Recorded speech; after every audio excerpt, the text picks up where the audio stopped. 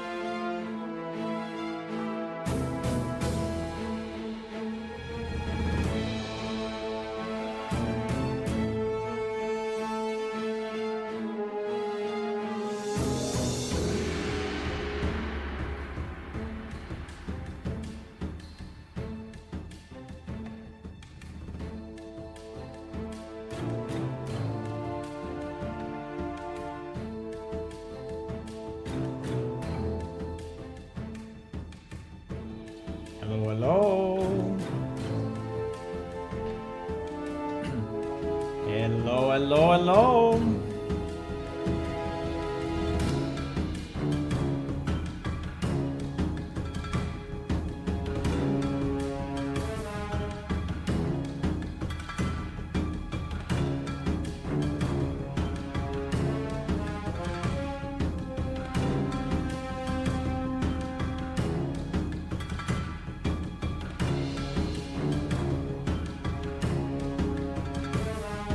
Hello, hello, hello.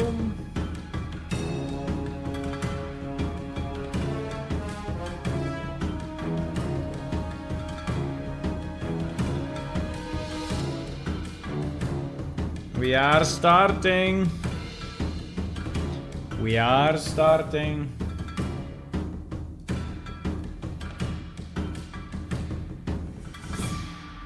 Boom. Hello, hello, hello. How are you guys today?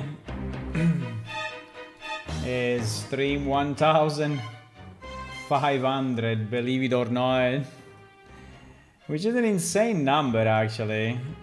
It's really an insane number. Can I make myself bigger? Yes! Stream 1500, boys. It's been a long, long journey. So what I will do, I don't know how much it will take, but I think I will do a retrospective, starting from the beginning of the beginning of the beginning, and then arriving up to today. I don't know how much time it will take. I hope it will take half an hour, but I think that if we really go through all of it, it will take an hour. But let's see. I try to keep it relatively short, okay? But for me, it's been a very long ride, so a very funny ride as well. Doing stuff that I enjoy. Obviously, my spare time, right? But you know, as like I said a few days ago, someone was asking, I mean, how serious you are in doing this thing. I say, well, I mean, it's like someone that does, you know, a marathon as a hobby, right? So, I mean, it's still a hobby, but it is something that you put a lot of effort into it, right? So, yeah. Hello, hello. Okay, so we will do a bit of a retrospective. I'm just waiting maybe a few minutes that other people join. And I will probably show who's online just for the future, right? Because this will be, anyway, it's an important stream. And so if you want to be there, I can mention you. So you can say, I was there, you know, in 10 years from now. You can say, I was there. Hello, Hula, good evening. Hello, Grey Mouser, hi. By the way, if you have an in-game character name and you want to say who you are in-game, that would help as well, so that people understand who you are. And yeah, 1500 is only for the Unreal part. Yeah, obviously, yes. I created a folder with a bit of history, and I will go... I can show you a screenshot if you want of the... let me do it. Let me do the screenshot. I have a directory where I keep the history of the game, right? And I mean, this folder is not collecting everything, obviously, right? But sometimes I randomly put stuff into it, right? And these are the years, right? These are the years starting from 95. Actually, it should start slightly before that, but I think that 95 is anyway a good start. Or you are Gonger, okay. Yeah, thank you. So that I know who you are. Okay, so we will go through a bit of history, and let me get my face in a smaller thing. So let's see who's there. Hula, Manasgoa, myself, Shlu, Fanar, Uajet, Twilight. Hello, and more people are... These are only the people that are on Twitch, because on YouTube there is other people. Unfortunately, they don't show up as icons, because it's one or the other, right? But yeah, so we will go through a bit of that, and I can tell you that if you stay through the if you stay through the presentation, there will also be a face reveal. I mean, there is a picture of me 20 years ago, and I will show it to you.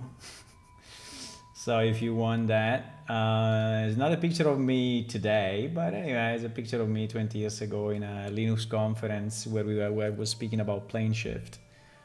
So I collected some very old stuff here, and I would like to show you. So the oldest stuff that I have, or one of the oldest stuff that I have, is 1994, 1995, which was the first ever logo of Plane Shift, right? Which was this one. Actually, I cannot remember if it was made by me or it was made by Stefano, but it's me or him, right? Or Danilo maybe, but is one of the original people in the team. And this was the original logo that we had back at that time, right? And if you go to our wiki and you search for Plane Shift, you will find the history of the game starting from the early beginning. And what I want to tell you, I mean, many of you know already, but at the beginning, around 92 or so, I was playing a lot of multi-user dungeons. I don't know if you know what a multi-user dungeon is, but is basically a textual game, right? So these are games that you connect through telnet, and you just play with text, because there was no, I mean, there were graphics already in video games, but in a complexity like an MMO, it was very hard to create a game like that with all graphics, right? At that time was extremely hard, and so our idea at the beginning was to really create at least a user interface that hello Video Nomad, hello Liked, hello that was yesterday, the MUD. I don't know if it was yeah, I mean, it sounds maybe like yesterday, but so the first team was really, at the end, it was really me, right? And so I had a friend, which is Stefano, which is still my friend today. By the way, this guy is a very talented guy that works for Industrial Light and Magic, and he's doing incredible stuff with 3D art today. And he's part of he's part of the team that has built many of the movies that you may have seen, right? But and so he was a friend of mine from high school, not even the university, the high school, right? And so I decided to recruit him, and he was really liking RPG, and he was really liking 3D graphics, and he was really starting his 3D graphics at that time. And he was already very talented though, so he was doing a lot of very cool stuff. And then there was this guy, Mauro, which is still a friend of mine today. Actually, I met him not long than, I think, 3 weeks ago or something. Yeah, we meet like a few weeks ago. And I mean, I'm not. While Stefano now lives in the US, actually lives in Canada, in Vancouver. So. Mauro still lives in my city, so and so basically we were the three of us, plus we found also this guy Danilo, which has been extremely helpful at the beginning on the 2D side. So he created a lot of the sketches of the races and such. So obviously I was like the start, the founder of this. Lots way.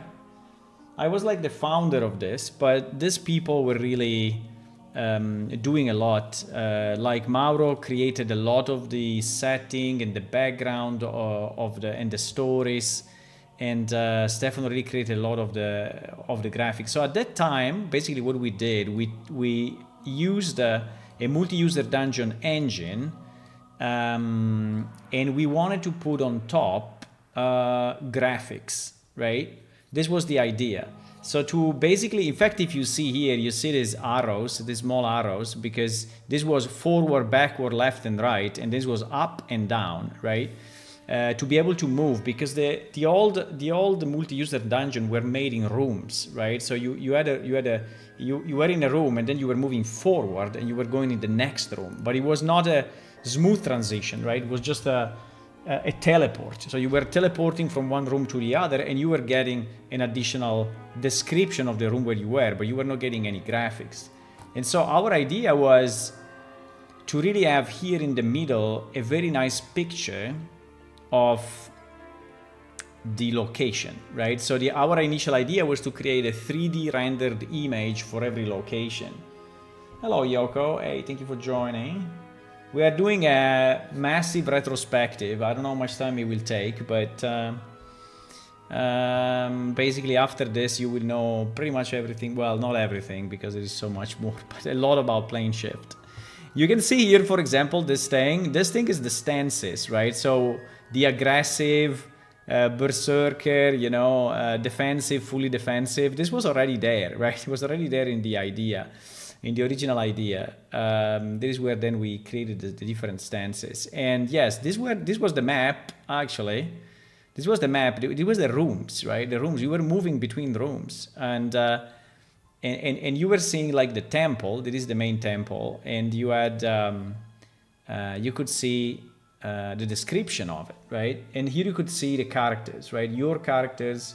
Actually, we were thinking about something like Baldur's Gate, so that you have a team, right? So it was your team that you were playing with. But we were also thinking, you know, multiplayer, and so you were this guy, and these were the people in your team, right? So not managed by you, but in your team. This was the inventory of that time, and we are speaking 1995 roughly, okay? 1995, just to give you a sense of where we were at that time. And these were the skills, and some of these skills are still the same way, right? So you see that Crystal Way, Azure Way, Blue Way, there are some Thief's ability, the armor are pretty much the same, the weapons are pretty much the same, and the various probably are not, and martial arts has been removed. But anyway, so the core, you know, the core set of rules was pretty much that, right? And at that time we created a website, right? There was about around 96, right? And 96, 97, we created a website. And the website was done because we participated into it was only in Italian at that time. It was only in Italian. And this means what is a MUD, there is the settings, there is interface, visit Iliacum, there is the races, and there is the team, right? And so we participated to an expo at that time, right? Which was SMAO 96, which was a very large electronic and software event at that time. And we also had a sponsor, by the way, which was fantastic. So we had a sponsor, which was an internet provider, which was one of the first internet providers for Italy, actually. So like, and so they were sponsoring us, and so we were in a stand. I don't have any picture of that, unfortunately. And but we were in that stand and presenting plane shift to people. They were like very puzzled of what the hell we were presenting in a electronic and software fair at that time, because video games obviously were there, but it was not, you know, the mainstream of software. And so this is what we presented. Actually, this was playable, right? This was playable, so you could move around and see the things, and there were a lot of very nice rendering made by Stefano at that time, right? So this, for example, was a rendering for the Enki tents, right? For our cat people tents. You may have seen some of those because they were published at the time. So this was when you were reaching the armory, right? I mean, let's say today's Armquest, if you want. And you may say, oh, that one is better than what it is today. Yes, the difference is that this was rendered and now it's real time. But yes, I have to agree that this one was probably nicer than what we have today. So we should make it like this again. It's pretty fun, but anyway. These were the bronze doors, right? One of the bronze doors. Now, the bronze doors we have today are very different, but it was anyway the concept of the cavern and the bronze doors there. And this was one of the first splash screen for the game. That, by the way, was never finished, right? And it is, you know, the beginning of our daily life, because the game was basically built by volunteer, and so if someone stopped working on something, then the asset was like half done, and that is a very good example, right? Of a half done thing, still with good quality, right? So I think that The drawing was nice, but he never finished it. So at the end, we removed this creature on the left because he never finished, and we decided this was the screen, right? And we left this as a statue. Even if it was half done, it looks like a statue, so maybe it's okay, right? Yeah, there were other places like the temple, which is pretty much the same temple you see today, but yeah, the art has been changed a lot. This was Jayo's library, which again, you may argue that this one is better, could be, actually. There was the tavern, right? This was the tavern. So basically you were moving between locations with the multi-user dungeon client, and you were seeing the screenshots, right? Every time you were moving. This was one of the streets that you could visit, right? With some monks. And this was the streets without the monks, right? So yeah, pretty much. And you see the windowless tower, by the way. This is the windowless tower, right? So it's the same tower that you see today in the game. It remained also with a similar kind of texture that we had, right? But this rendering for the time were insane, right? And you can see the resolution is 640 by 480. This was like the maximum resolution you could do at that time, right? Without, if you didn't want to wait like 6 days for the rendering. But I think each of the screens was taking probably hours to render at that time, right? With the PC that we had and with the software that we had. So it was, yeah, it was kind of fun. Anyway, so that was 96, 97. We created a page. By the way, I still have the page, which is kind of funny, but I have it on my PC. So this is obviously in Italian, right? But it was fully, I mean, it's still fully working. And actually, there is a visit Iliacum where we had a kind of a story here. I can translate it to English maybe so that you can kind of read it. Yeah. And where you could see, you know, pictures of the temple, and you were starting in the temple, and actually in the website you could kind of play a bit. You know, there was this guy speaking with you, and you could decide to follow the man or close your eyes, right? So you can follow the man. Let me translate again in English because this was all in Italian, as I was saying. And then you follow the man, you go outside, you see the temple, and here you have additional options. So it's like a book, right? A game book, right? The one where the book tells you, oh, if you want to do this, go to page 72, and if not, go to page 20, right, or something like that. So we did that in the website just for fun, and yeah, this was the website. It was explaining you what was an MUD at the time, because not many people knew it. So it was speaking you about what is a MUD, what is plane shift MUD, right? What you would play, and so on, right? So yeah, so and the funny thing is there are very old links in here that obviously if you click on them, they don't exist anymore, right? So if you click on one of these links, well, some still exist, like this one is still there today, right? Graph comp info mod list. So I don't know what the hell, but this page is still up, right? With some, it's incredible, by the way. It's incredible that page is still up. Yeah, so this was our website. The game was pretty much a 2D game. It was barely working. Well, it was kind of working, not perfectly working. And yeah, and this was and this was that. So we started to develop the game more, and actually we had a kind of a interesting discussion with a guy that was actually part of the largest telecom company in Italy, right? And we discussed with him, and he said, oh yes, we are rebuilding the portal of the telecom company in Italy, and we would like to have some games on it.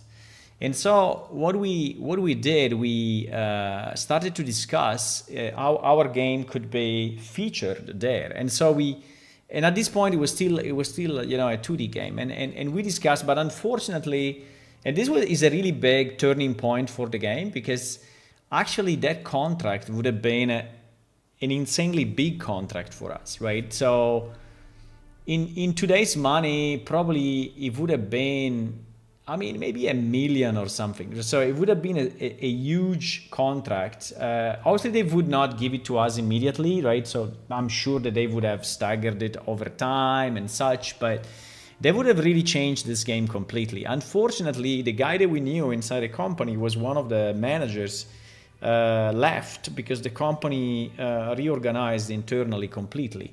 And so we were left without a contract, and we were like, oh, fuck, we cannot do this anymore, right? So we cannot do this anymore. And so we kind of stopped a bit, and for some years we didn't really, I mean, we developed the game, but we were going slower. For 1 or 2 years, nothing happened, right? But then in 2000, we restarted. But before going to 2000, let me see if I have something in my no, I think it's okay. I think we've seen pretty much everything of that period, right? So now we are in year 2000, and in year 2000 we basically restart with a new idea, right? With an idea, with a 3D idea. So about 2000 I said, well, I mean, if we have to do something, we should do it 3D, because 3D was really starting to be the next thing. And consider that at that time, right, published video games were really, really few per year, right? So nowadays you have like 9,000 new games per year on Steam, right? At that time, it was like, apart of this, the Steam was not existing, but the number of games that were published were really a few per year. So just being a game, was something. So people were paying attention to you just because you were a video game, right? You were a published video game, and we were free, right? We were a free video game, which was really, really strange at that time. There was nothing free, right? Every software you would pay, right? So yeah, and so in 2000 we restarted. In 2001 we started really from the beginning, right? So I remember some like UML models, right, that we designed. This was like the first UML model. We need a connection, we need a player, we need an event, we need a dispatcher, we need a net manager, we need a world, we need an object. So there was really, really old stuff. And by the way, this file is dated 2001, right? It's still on my PC. It's 23 of July 2001. And then from there, we started to create a new website, right? And you can find this in Web Archive. So we started to create a new website. It is a bit broken because I took the picture from Web Archive, but I think if I search, I have it on my PC. And things started to roll again, because actually we got few interviews. Like we got an interview here with Game Surge. They were interested in our game. We actually started to have Plane Shift featured in few magazines, like this one, which is pretty funny. That is PC Gamer, right? It is PC Gamer. I don't know if there is the date, but anyway, it's 2001, right? Is one of, and here you see on the left, Shifty Business, right? Shifty Business. Plane Shift is to be, obviously, because there was really a beginning. An online fantasy world will be absolutely free to download and require no monthly subscription. The world will be populated by a large number of non-player characters and blah, blah, blah, right? So, and this was one of the early screenshots that we had, where we basically only managed to have one character. I don't even think he was moving, right? But it was barely moving. In a sort of a dungeon there. And give the screenshot to the press, right? And give the screenshot to the press. So, and we started to recreate, right, some ideas for the character creation. So there was a bit of 3D at the back. This was one design for the character creation with a characteristic on the left, the races, ability to quick create or custom create, right?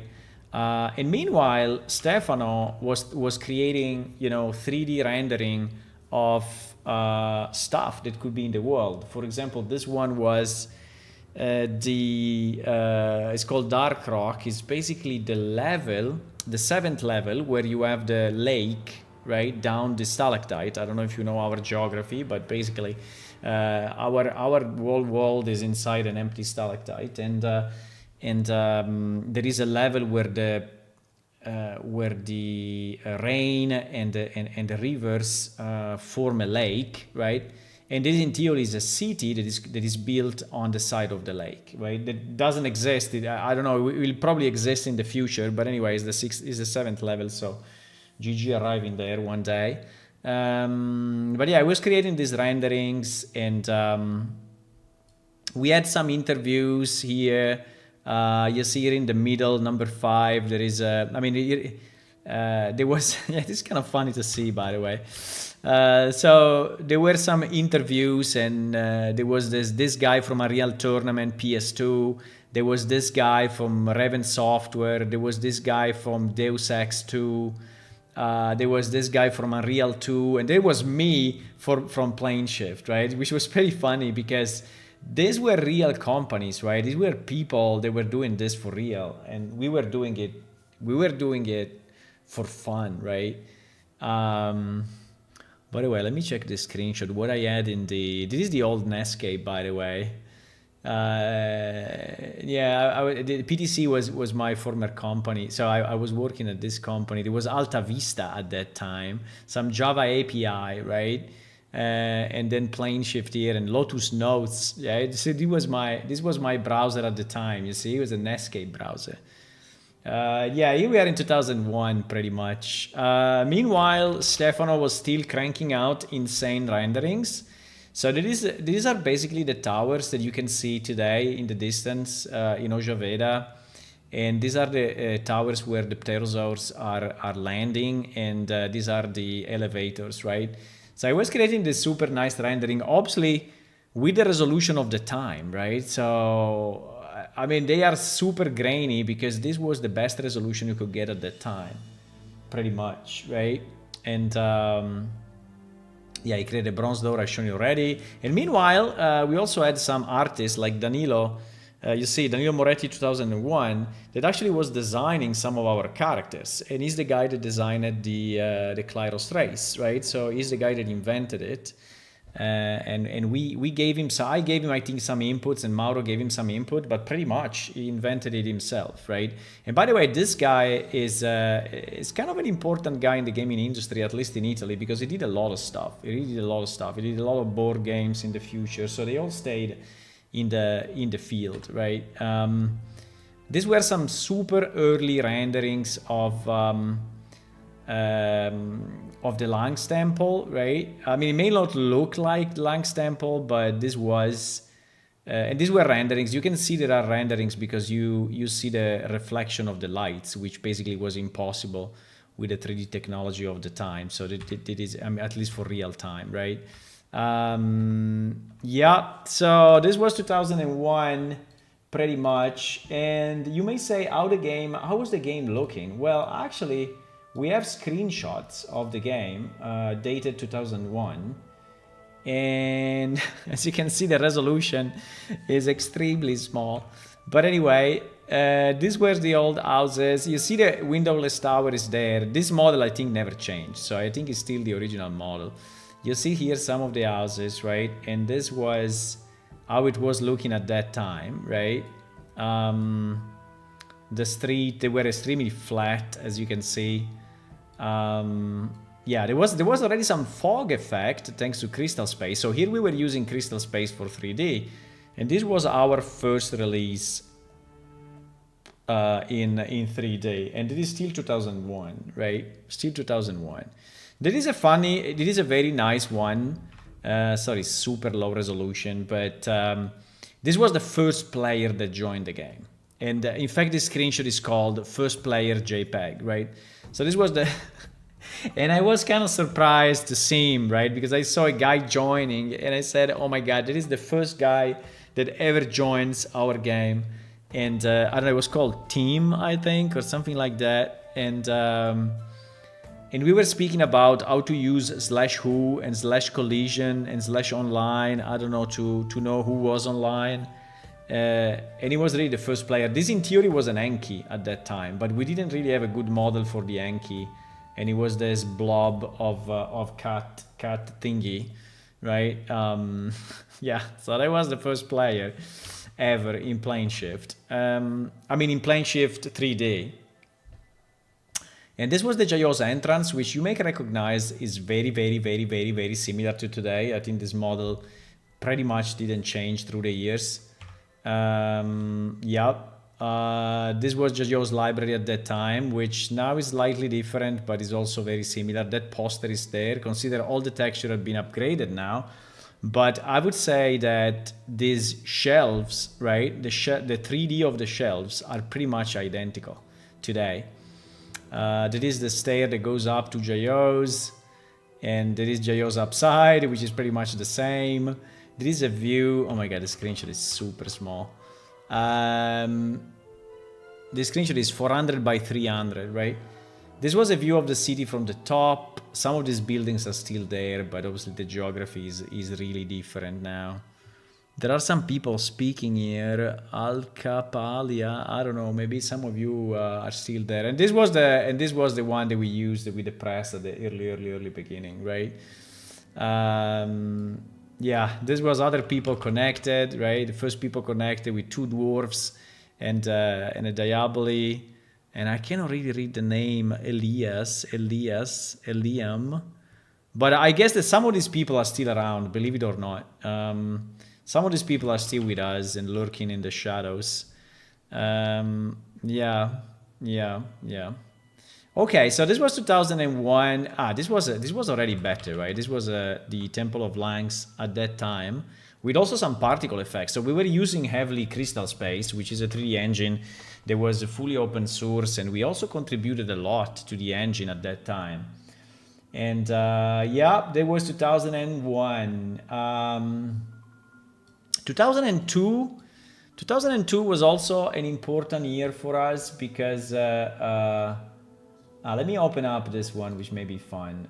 These were the credits for release 0.01, right? So this was the first release that we ever published. And we had Matthias Braun that did a lot of stuff on the server coding. We had Keith, which was an incredible important person for this project because he did a lot. He basically created the whole network layer and client server optimizations. This guy really did a lot for the game. Andrew Craig, by the way, which may show up in the chat today, maybe later, I don't know, but he's still with us. You can ping him. You can ping him on Discord. His nick is A Craig. And he did a lot at the beginning as well. This guy, unfortunately, I completely lost connection with him. And this guy also I lost completely connection, and this guy as well. But they did a lot of stuff at the beginning. Then there were some people from settings. Darkmoon is still in the chat of Discord. If you go and speak with him. Danilo I mentioned already. This guy that was working on Photoshop. This guy also did a lot. SunMJ did a lot of concept of our weapons. And by the way, a lot of the picture of this guy are still on our website. Stefano for 3D art. Tekkur for modeling and animation. People on PR. So you see how many people were actually working already on the release 001, right? Tom Whittaker did a lot of poems and other stuff, rules, and then we had music. I really need to thank these guys because they created the music of the game that so many people remember, right? So many people remember the game for the music, and in particular Bruno did a lot of the fundamental pieces that we have now in terms of music in the game. And then obviously Jorrit, there was the creator of Crystal Space, the 3D engine. And then Mauro, and it's kind of funny how here I say long time ago, right? So we are in 2021, we are in 2001, here we are in 2001, and I'm saying long time ago, right? He created the Iliacum world. Yeah, because actually it was created like 93, 94, 95, right? But it's kind of funny. Yeah. So there was the credits of the first release, and there were a few. So let me see what I have here in terms of picture for 2002.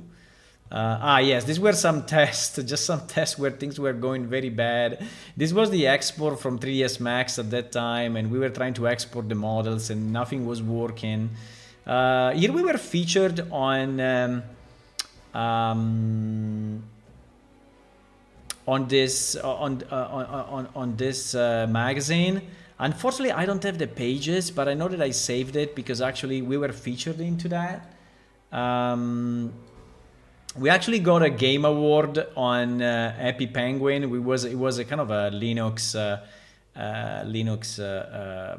website of the time, right? And they voted. There was a voting between all the Linux gaming, and we were awarded for the most promising Linux game project of the year, right? Which is kind of funny as well. Yeah, so we had other articles speaking about us. This one is another magazine. Probably is the inside of the magazine I shown you before, right? With our screenshot and saying Alpha 04, persistent fantasy world, you know, why we are different, because we are free, and coming news and one main server and such, right? These were the first tests that we were doing about smooth shading, right? You see that this geometry doesn't change, but the shading is changing. So the vertex normal are changing. And so with the same geometry, instead of this, you get this, right? And this was early test that we were doing about shading and also shadows, right? You see that this was casting shadows. And by the way, this engine was completely built from scratch, right? It was a 3D engine completely built from scratch. Yeah, our Linux community was pretty big. I joined in 2010. Yeah, this was like 15 years before, right? Or 10 years before. So in a sense, you are a newbie, yes, in a sense. Yeah, so this is what I have of 2002. And by the way, 2002, I also have the executable here, planeshift 1004.exe, right? I mean, it's 34 megabytes. I can launch it, but I cannot install. I didn't try to install it, but anyway, this was the installer of the time, which by the way was done with the Winamp installer, which was fantastic. And he's saying this is a pre-alpha version of the game, right? And blah blah blah. Enjoy, then you agree, and this thing, I don't know what it does. Yeah, it's trying to install under program files, and it requires 49 megabytes. Now, we can try to install it, but obviously it will not run because it will be no server, right? It cannot connect to a server. So, but it will still, I mean, it's still out there. If you search it, you can still download it somewhere. Okay, then 2003. Now, 2003 was kind of very important for us, because 2003, we actually moved from the version 1.0 to version 2.0, which was Molecular Blue, right? And Molecular Blue, we had a nice new screen, splash screen, which, by the way, I really like. And the game was getting a bit better. The engine was getting a bit better. You see, this was the old menu bar and the old chat, right? We had at that time with Mana and HP. These were the character of that time. I mean, look at that, bro. Look at this, the Dermorian female, and that is the Yankee. Oh my god! And this is the Kran. It was looking like he was sitting on a toilet the whole time. But anyway, that is what it was. And you can see here a bit of the names of the people connected, right? Exilis, Mojojo, Torgarf, I don't know. Bunet is a Stefano, actually. Yeah. And yeah, this is how it was. Look, this is the very old Ilian mail. The dwarf was super short. Look at the dwarf. It's kind of funny, by the way. These were the dungeons below. Tekur was here. Tekur is one of the guy that worked a lot at the beginning. Right, Jorit was connected. You said it is Jorit.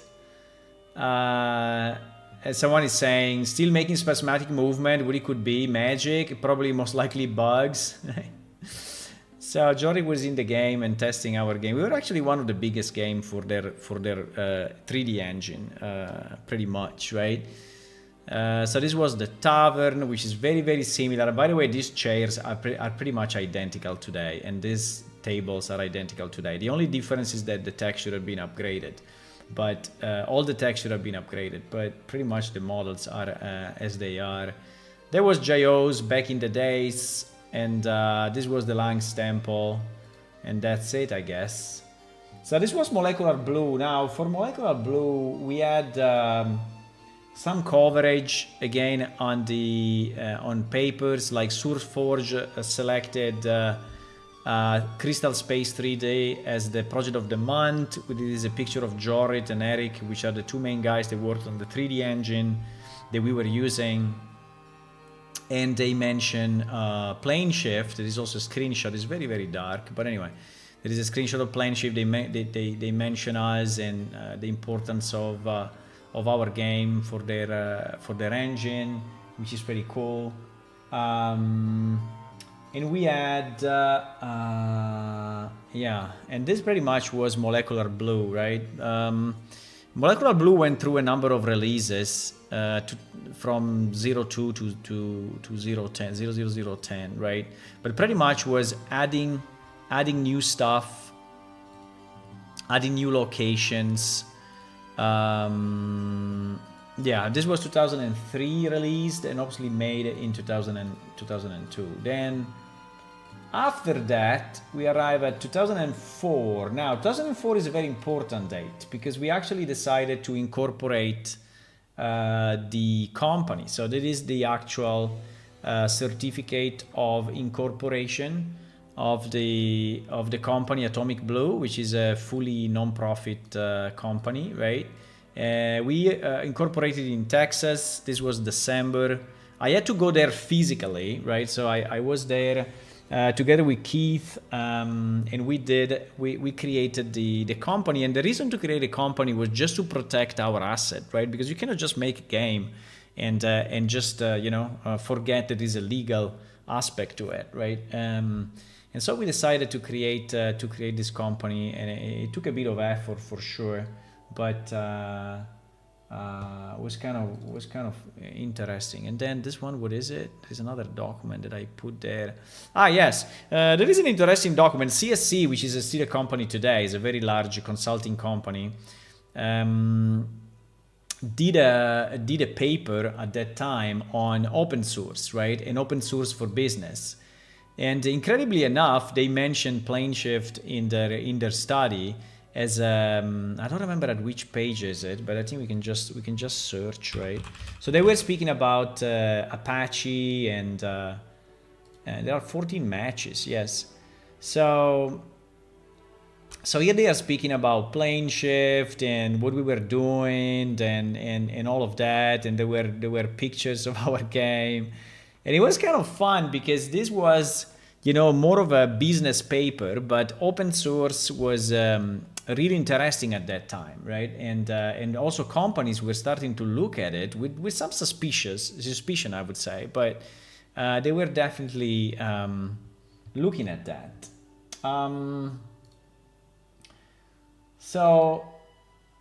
And in 2004, we had Crystal Blue. Crystal Blue was the next release, right, that we had. And this was the splash screen for Crystal Blue, which I think is a very nice, very, very nice screen that I always liked. I mean, it shows the Ojaveda city, the main races, our logo, right? And yeah.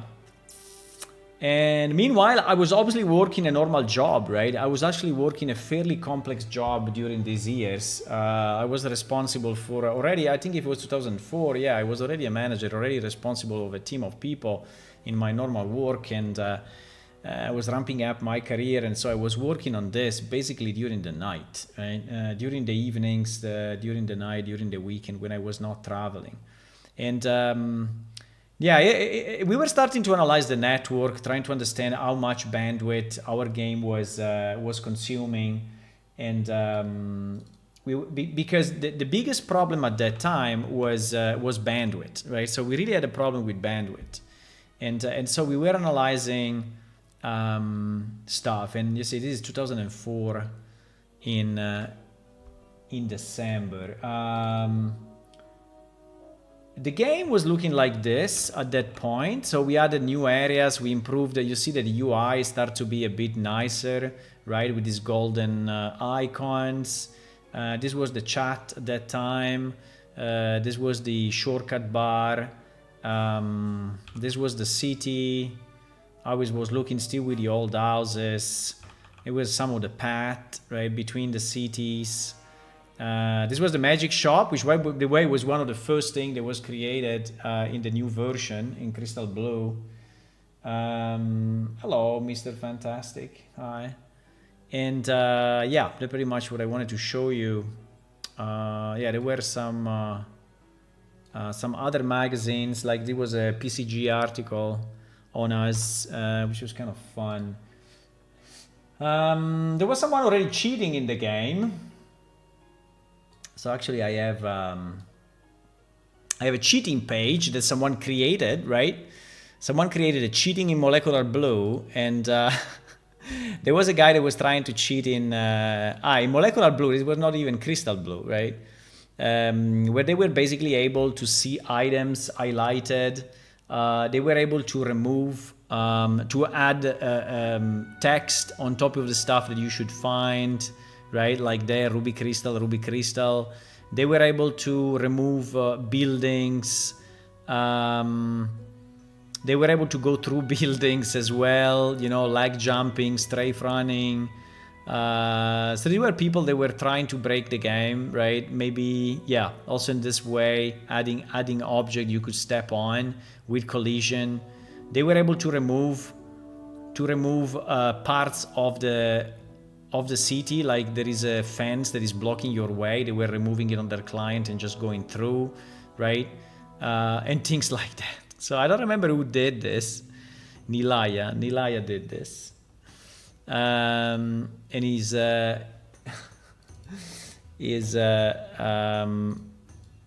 signing himself as reasonably honest and Kidokai. It's kind of funny. Yeah, so there was 2004, 2005. 2005 was another important year. We were featured on additional magazines and places. Like here, there was our banner where we are advertising the game in Game Dev Net, right? We were advertising the game. There were some articles. There is an Italian one where they were speaking about us. This thing is saying the future of MMO can it really be free, right?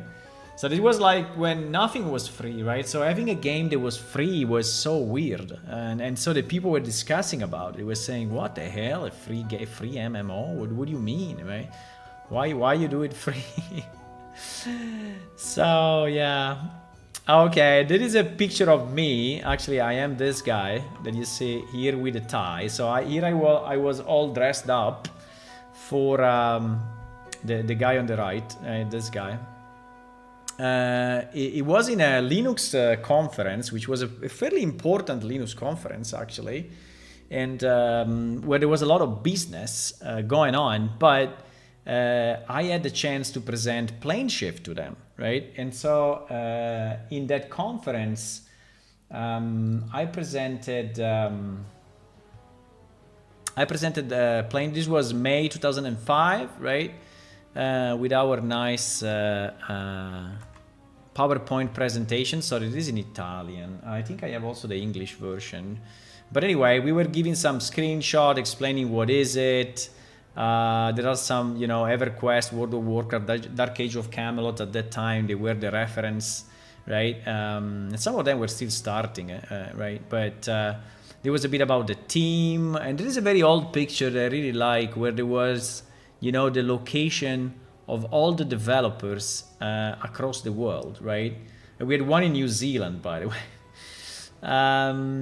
And there was, yeah, Germany. There was a lot of people from Germany, France, Italy, Norway, Sweden, Lithuania, a lot from the United States. This is Andrew, by the way, in Newfoundland. This is Andrew. This is still with us sometimes. Yeah, and then whatever. No, we were going through some numbers, right? Unfortunately, this is in Italian. I think I also have the English version. But what he's saying 50 millions of characters written in the chat, 4 million pages visited on the website, 300,000 downloads for about 30 terabytes, which at the time was insane. 110,000 messages in the forums and whatever, right?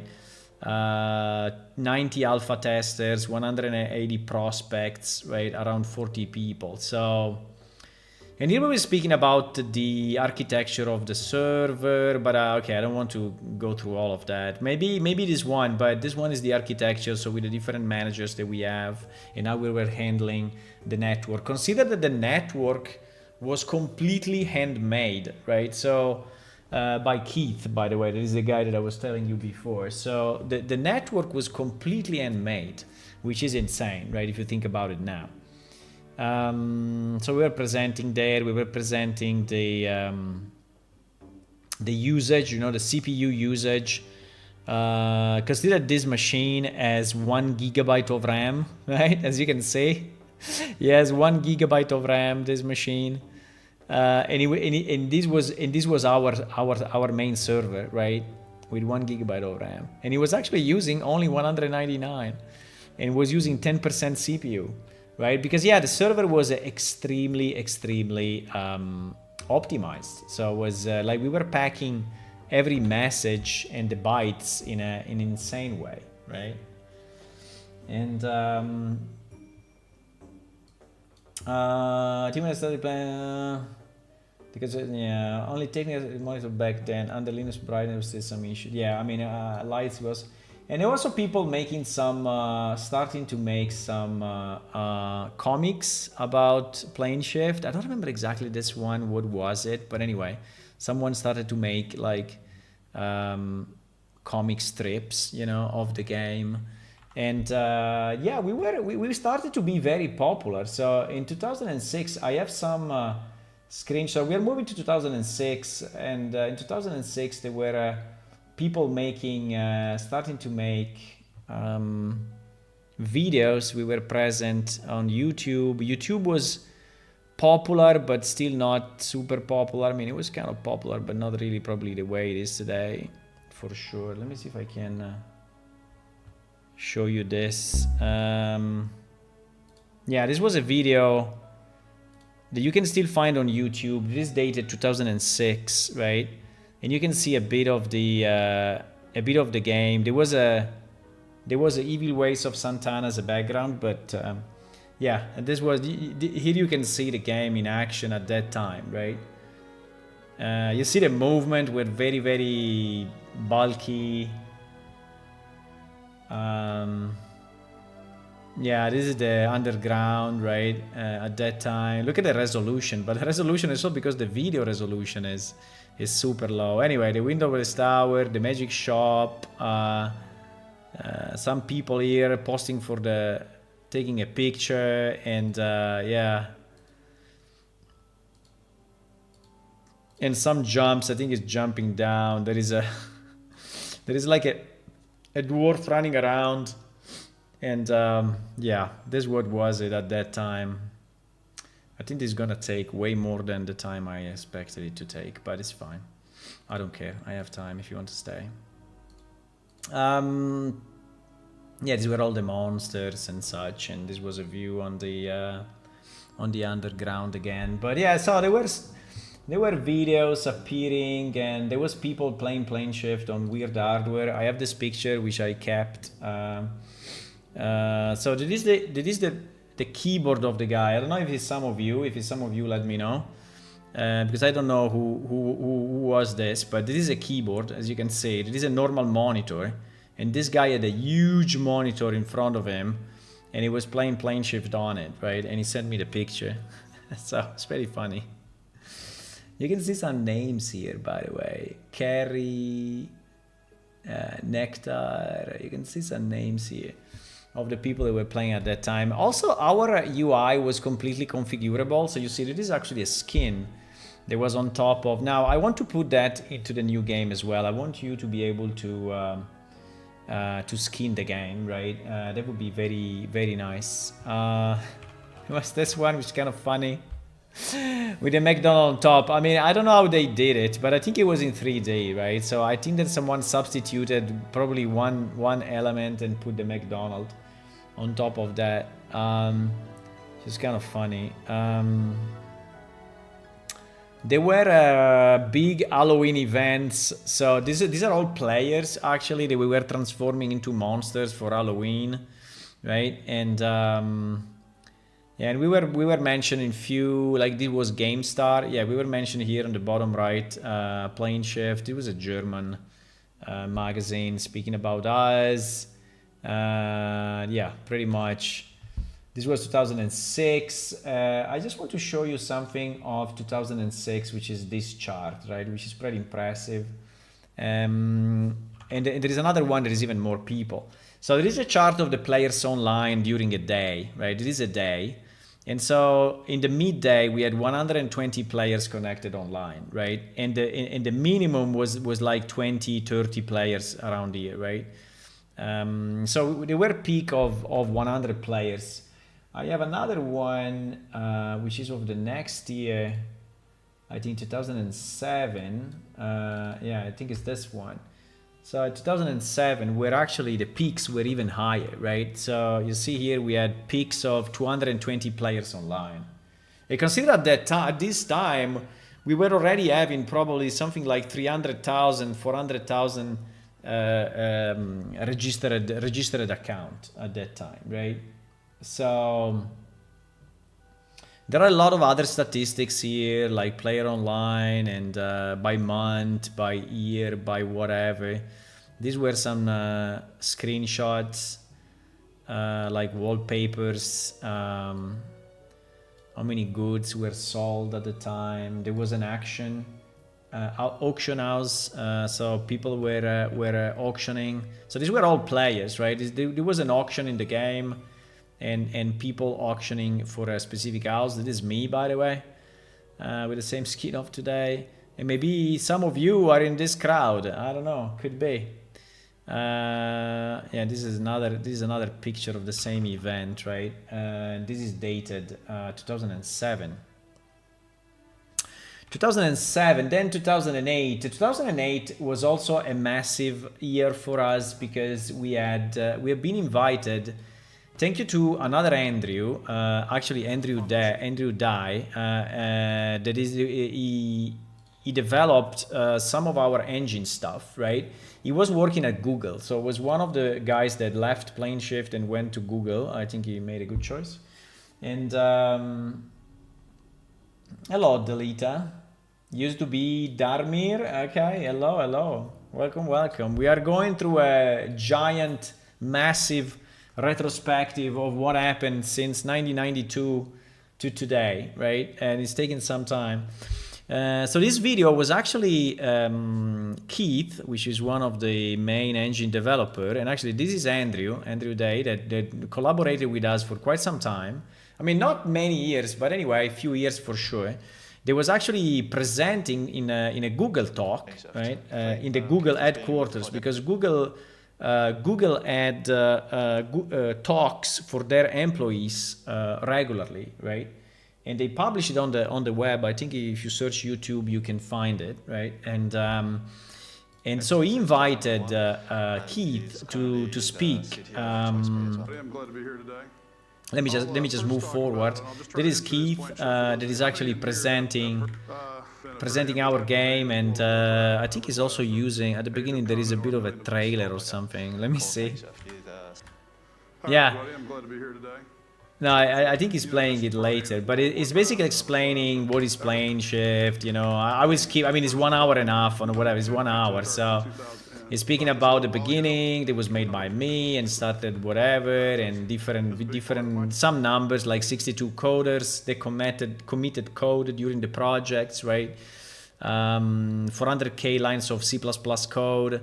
And then he speaks about, I mean, the Google people were really interested more in the technical aspect. So during all this speech, yes, I think here there is a bit of a, This takes about 5 minutes. there is a bit of a trailer, but the quality is so low that it's hard to see. But anyway, so he presented the trailer, and then he explained a bit of the complexity, right, of the game and how we built it. So in particular, he explained this slide that you have seen already, where we discuss all the technical architecture of the game and such, right? And then he goes through. But anyway, being at Google, I think was very nice for us because it gave us additional exposure. And Google was really interested. By the way, Google created a kind of an MMO after that, which was a kind of a Second Life. I don't even remember the name, but it disappeared fairly quickly. But yeah, anyway, that was 2008. Then we moved to 2009. 2009. Let me see the online of 2009. Online 2009. Yeah, still pretty good. You see, with peaks of 130 players, right? So imagine today 130 players, right? Maybe we'll have them again, but it's kind of funny to think about it. Yeah, it was ranging around that value. This one we created the first hair meshes for the alien, which by the way I think they're still exactly as they are. We should change them one day.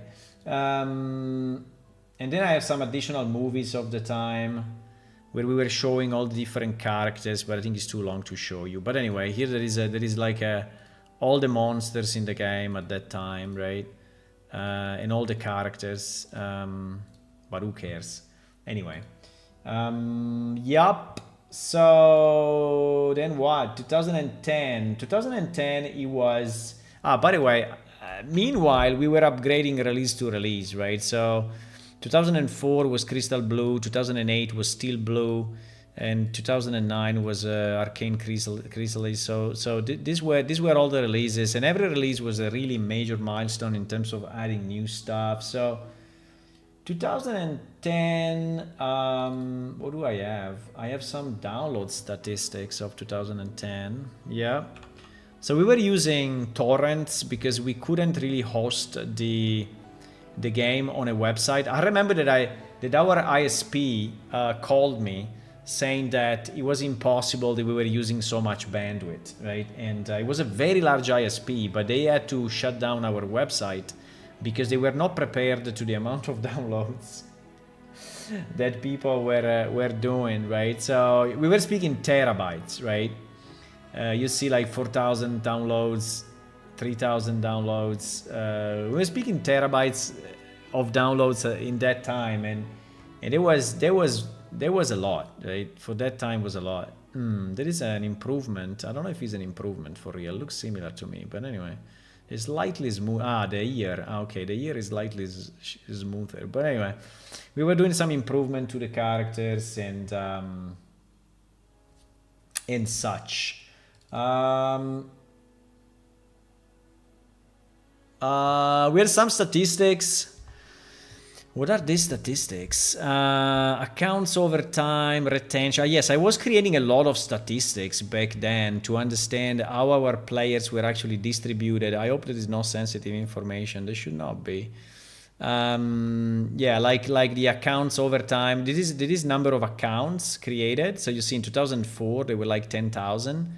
And then we had like in 2005 400,000 accounts, 40,000 accounts by by quarter, right? So these were additional accounts by quarter and how many people logged in. So we had like 25,000 people logging in a 3 months period, which is insane. There is some retention, some skills. Yeah, there are a lot of different stats that I was collecting at the time, really to understand how the people were distributing, right? In the game. Yeah, but I have too much stuff. I think I should go faster. I mean, that is insane about. And at that time, someone started to create additional comic strips, right? And there is the Doom ones. By the way, this is made by Boven. And Boven, if you ping him on Discord, is still there. Actually, I spoke with him yesterday, telling him that that he will be. Maybe it's some of you with a different nick. I don't know. Sorry, I cannot remember all your triple nick. Hello, Dragos. Sorry, I didn't see you. Dragos, by the way, is one of the guys that made a website for Plane Shift and a few other things. We were using UDP. Actually, if you go to that 2008 discussion at Google Talks, there is actually a discussion about UDP versus TCP in MMO because it was impossible to use TCP. So we implemented like reliable packets on UDP at that time, which was great, and actually is basically how every game works today. So I don't know if they copied from us. I don't know, probably not, because but anyway. So these are some of the Boven art, right? That he created some comic strips about the game. This was around 2011. There are about 30 of them. Actually, there is a website for all of them. And I think he had a very nice style, very simple, but pretty much fun, right? So these are fun strips. And he created a lot of them, right? I'm showing just a few, but there are 30 plus. With all our characters, you can recognize the Diaboli or the Nolthrir and such. I cannot go through all of that, it's too long. But in the same year, there was something also very important that happened, that actually we got accepted in 2011 for the Google Summer of Code. And actually, there is the email that I have saved. It was the 18th of March 2011, where we saying, "Hi Talad," very nice, calling me by the game name. Congratulations for your application for Atomic Blue. As a mentor organization, you have been accepted. So we participated in the Google Summer of Code, which was, I don't know, yeah, I think it's still running today. Basically, Google is paying organizations to temporarily hire developers in the open source community, right? And so we were part of that. And thanks to this, I was able to fly to the Google headquarters in California together with another guy on the team, and we've been part of this very nice event. So it was pretty cool. It was a lot of work though, because you cannot imagine how many proposals you get for a video game, right? So we got 120 plus proposals. Right, at that time to participate as a student, and so we had to basically review 120 plus things, right?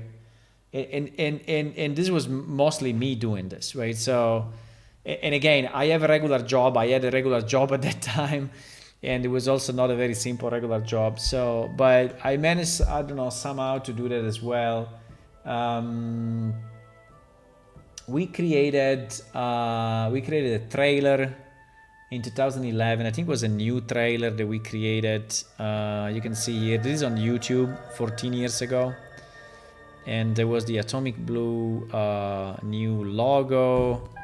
And I don't know, I don't want to go through it, but anyway.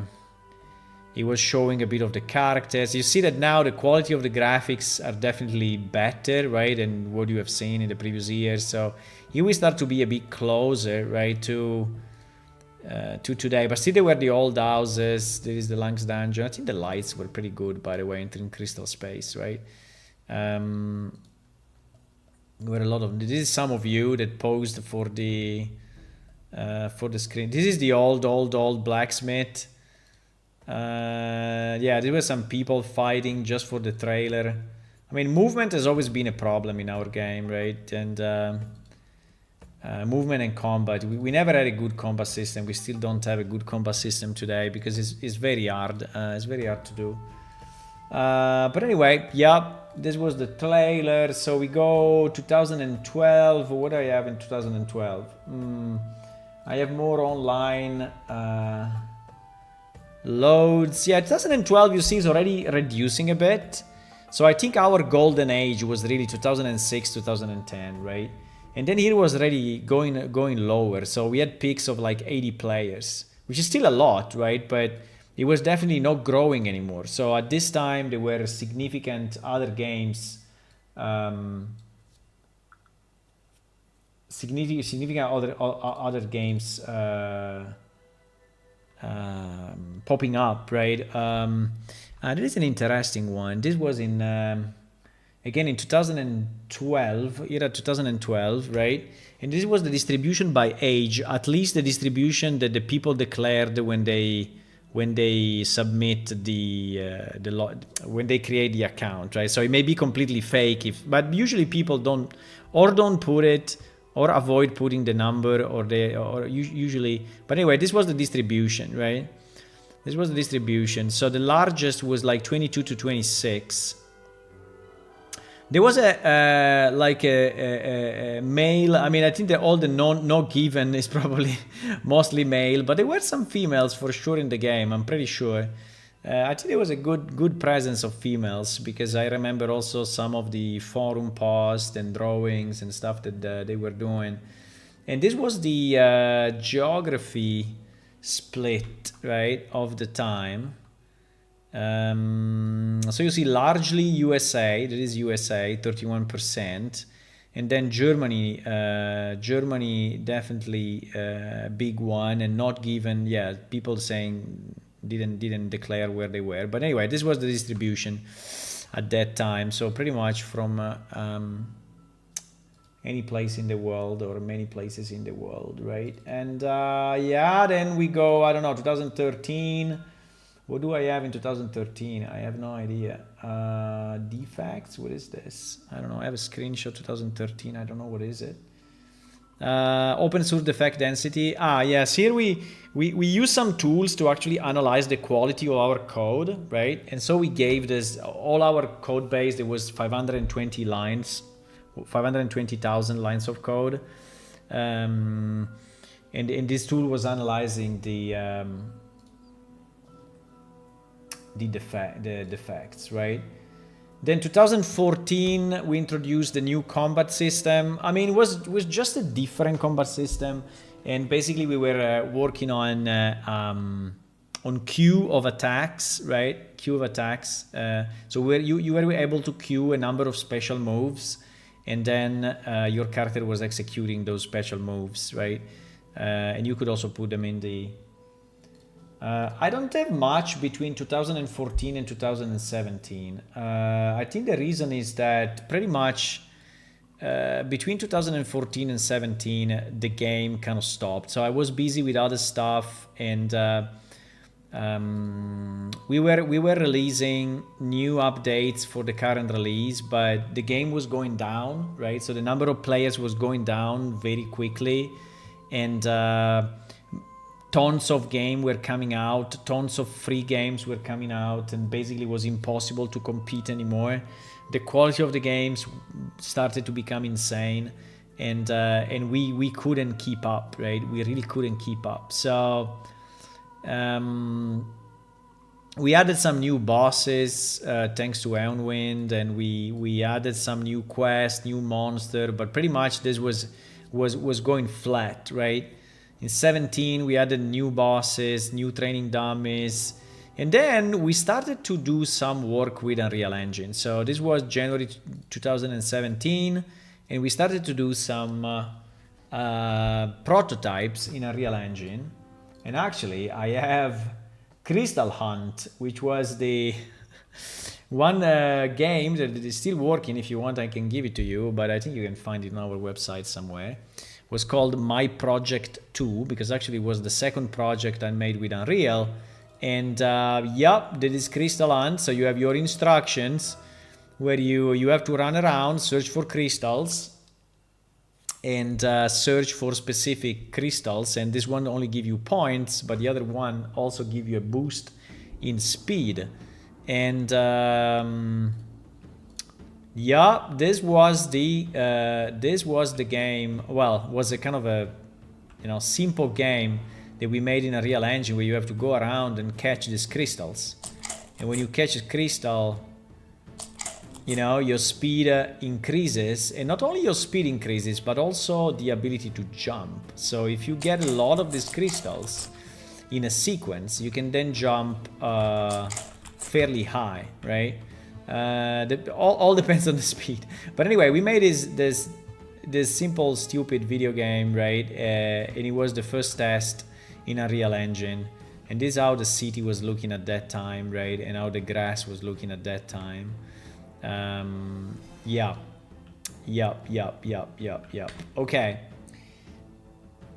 And so maybe you, hello, Tukats yelling, hey. There was a thing over 20 years ago. Should we check it out? Minds were logged in. You were a crafter, yeah. So then 2018, well, 2018, we basically started more, I started more seriously with Unreal Engine. And actually I did the first live stream. So this is the first ever live stream that I did for Unreal Engine. And it started with a nice notepad saying stream will start soon, feel free to chat. So that is Unreal Engine live stream number 1 for the record. And it was back in February 2018, right?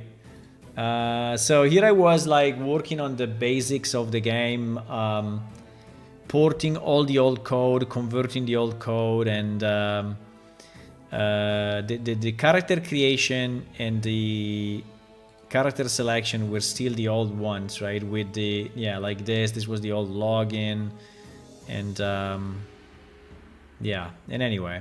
And this was the beginning of the beginning. We're still using Visual Studio. These were the first tests, with Unreal Engine at the time. And yeah, some particle effect. There was no Interact UI, so you couldn't click on anything yet. There was no UI, no menus, no nothing, right? It was basically zero. I don't even know what was the Unreal Engine release at that time. I think it was 4.17 or something like that. Maybe we can find it. But anyway, whatever. So this was the first ever Unreal Engine stream. And then, yes, after 18, pretty much we are coming closer to today, right? So we created the Patreon site. We announced the first alpha releases. And at this point, the old release was still working. So you had the old legacy system and the new system, and they were working in parallel. So my problem was, how can I shut down the old one, right? And how can I really be sure that the new one can support the new players? And so yeah, we were releasing alphas and alphas and alphas. We moved between different servers, yes, because another problem was always, how to keep the game free and available to everyone. And here there was a testing weekend. We were trying to stress test the game, and then at a certain point, through a million of releases, as you can see, these were a million releases. We had the dungeons, we had the new areas, we expanded the Amnedair city like double, thanks to Zwei. Yeah, and then at a certain point, I don't remember exactly where it was, here in 2023, we finally did the switch, right? We did the switch. So we, in 23, I think I have the last screenshots, yes. These are the last screenshot of the legacy game, right? This was 2023, and this is some of you. You can see the names of you. Anizu, Damola, Not Uajet, Mig, Gonger, Lord Eritz, and these were the people that were still in the old game, still playing the old game before the shutdown, right? So this was the day of the shutdown, pretty much. And we shut it down. We shut it down, so the old game was gone. And here there are some comparison between, this was the same, this is the same location in the old game and the same location in the new game, right?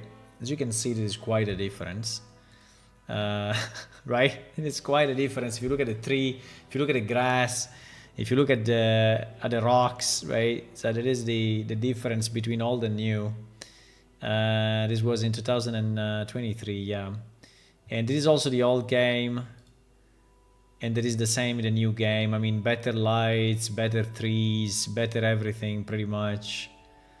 Old game, new game. Well, this is not very different. Maybe the trees are different. There is a new banner, but yeah, this was the real Switch. The Switch was an incredible effort. You don't believe how tough that was, but it was tough because shutting down the game, ensuring that all the data was migrated properly, thousands of accounts and thousands of characters and millions of records of your skills and all the stuff that you drop on the ground every day. It was an insane accomplishment. And then after that, there were a number of migrations to new, like here, to new Unreal Engine. Like we moved from Unreal Engine 4 to Unreal Engine 5. There was another big change. We did some character upgrades in 24, and now we are pretty close. We managed to arrive pretty much to today. In 24, we did some good character upgrades. I have some pictures of it.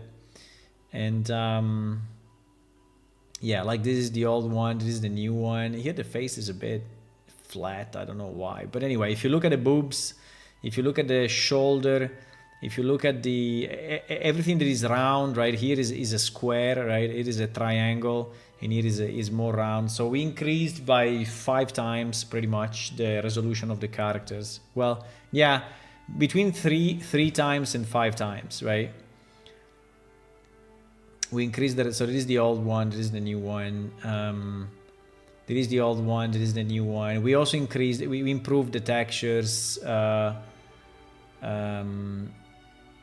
is the old one on the left, this is the new one. So you see that everything is more round. Now, it's not a character you can find, in Assassin's Creed today, I know. But this was actually the first dungeon generated, the generated dungeon.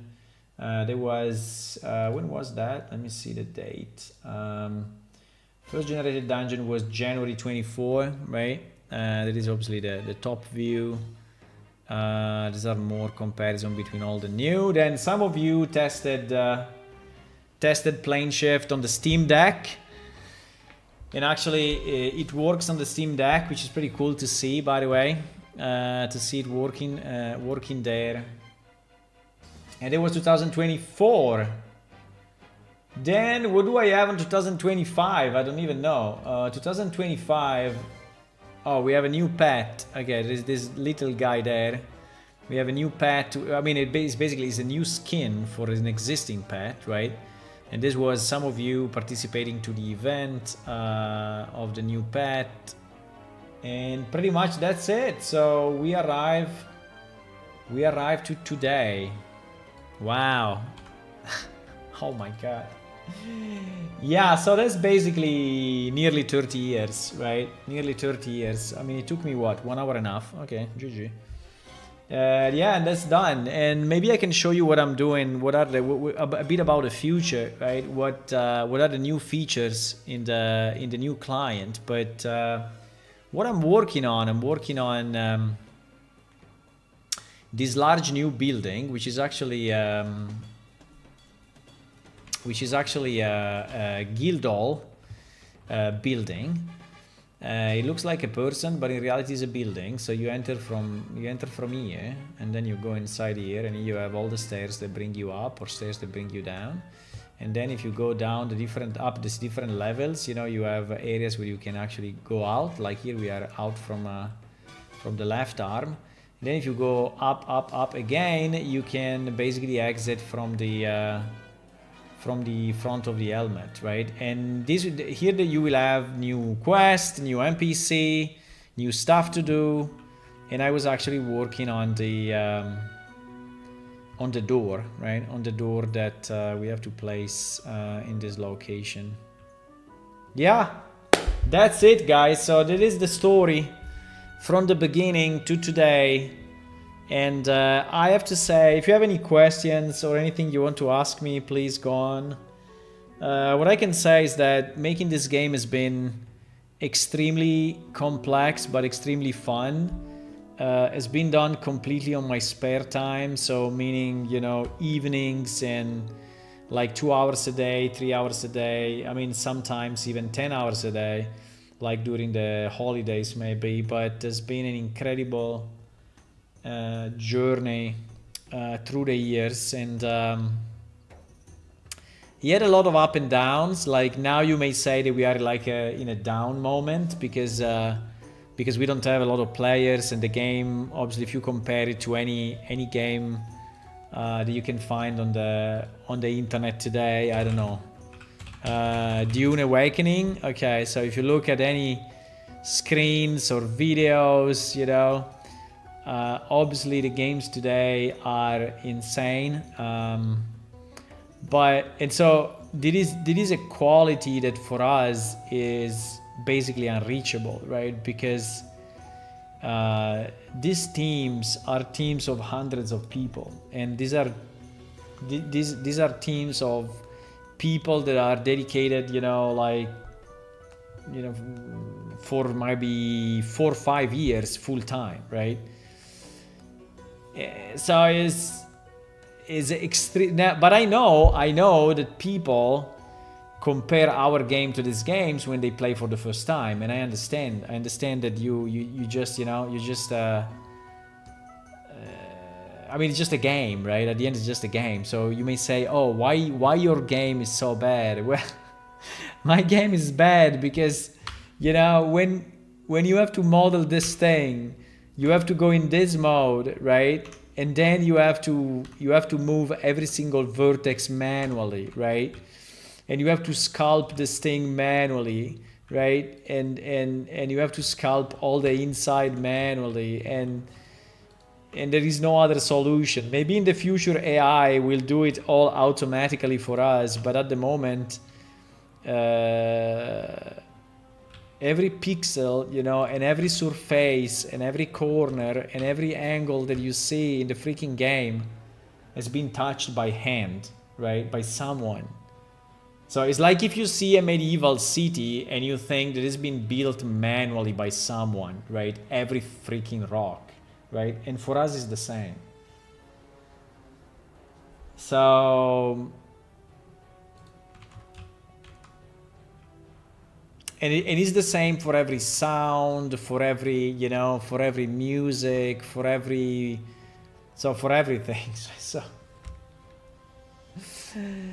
So it's insane. But at the same time, you know, I even if I see that it's impossible to us to reach the goal, right? Also because the goal is moving continuously, right? Every year there is an advancement in technology, right? But still I want to do it, right? I enjoy doing it. It's my hobby. Some of you maybe like to ride a bike. Some of you like to play soccer. Some of you like to read books. I like to make this MMO, right? That is my hobby, and I will continue as much as I can for as long as I can, right? So you can come back in 10 years from now, and there will be another probably video or update for me, hopefully, if I'm still alive. Thank you, Xmad. Your dedication is incredible. You get compared to Project Gorgon a lot. No, we don't get compared to to a lot of, I mean, usually when people join the game, they compare us to an MMO, right? So they compare us to like World of Warcraft, EverQuest, or maybe the old ones, right? So the legacy one, or RuneScape, or so that is usually the comparison. But every time, you know, they compare us to World of Warcraft, I cannot do nothing else than smile, right? Because World of Warcraft had a team of 3,000 people at a certain point in time. I don't know how many they are today, but their team was 3,000 people for years, right? And obviously it is way better, way larger, right? So in terms of content, it's not even comparable. But when people say, oh, that is a bit like World of Warcraft, or they try to make a comparison and then they say, oh yes, Plane Shift is very bad compared to that. I mean, obviously it is, but just the fact that they are comparing it, you know, is like making me smile, right? Making me kind of happy. The game is not bad, of course, but it takes some time to see it. Yeah, I mean, I'm changing stuff, you know, in the last, so I can tell you what are the last changes that I'm making, and maybe I can also show you some new stuff since you are here. Let me see.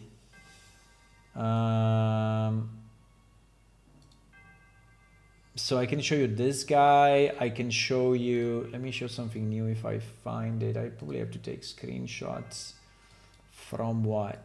Ah, yes, let's reveal some stuff that is coming in the next release. So in the next release, you will have finally the new armor for the alien female, right? That some of you are waiting for. And hello, Elks Games. Hey, thank you for the follow. So let me see if I find it, because I think I posted a picture on... yeah, here it is. I think I can reveal it. It's fine. It's fine.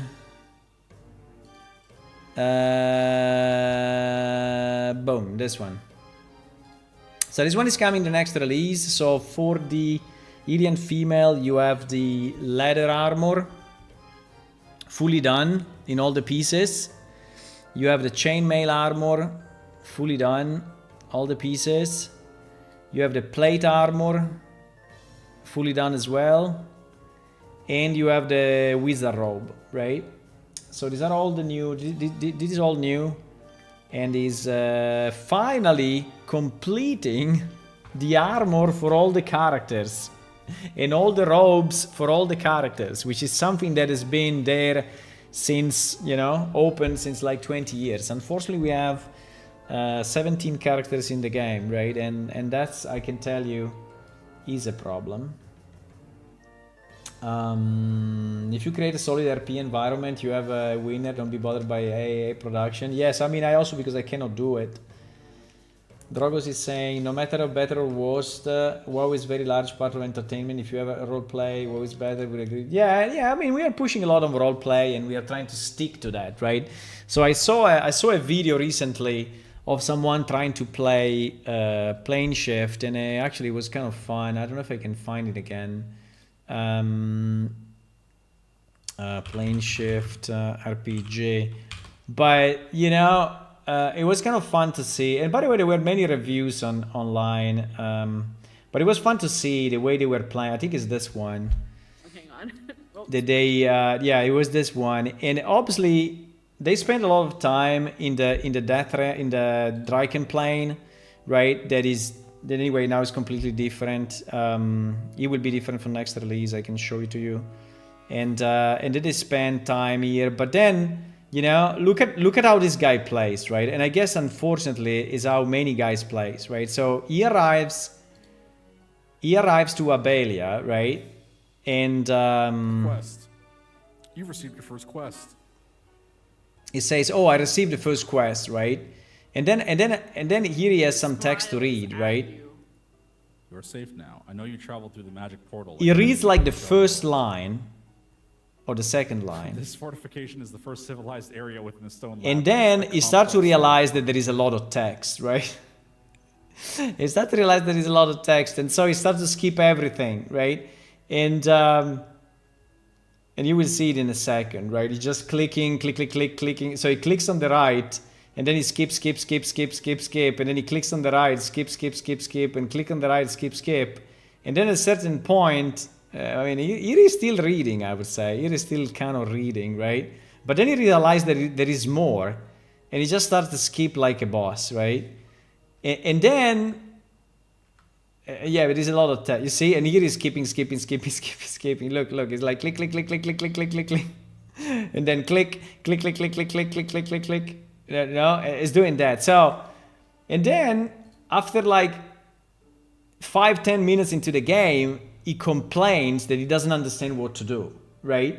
And it is so funny because it is exactly how players are playing video games today.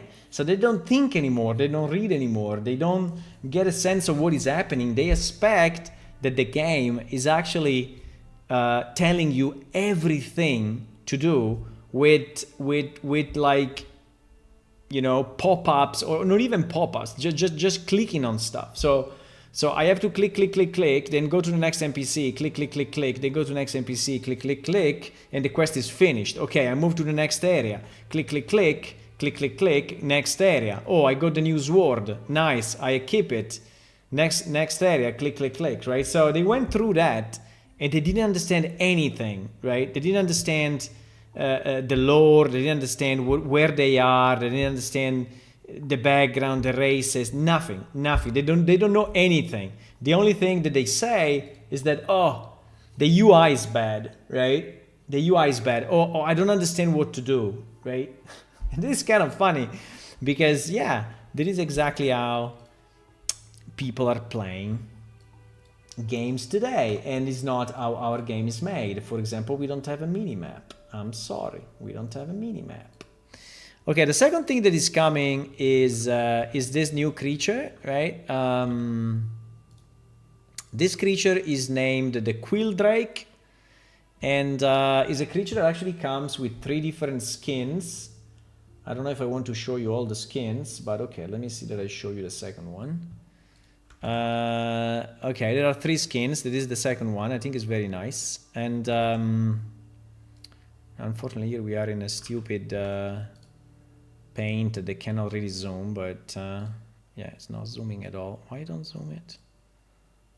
But anyway, yes, that is the second skin. So this creature will be available in the next release, and is actually getting rigged and animated right now. And it will be in the desert area to the east of Ojaveda, together with this new building, right? Yeah, so that's the new stuff that is coming. Other new stuff that is coming, let me see if I can show you. And we are still 24, so it seems that people are still alive after this long rant. They're still alive, which is good.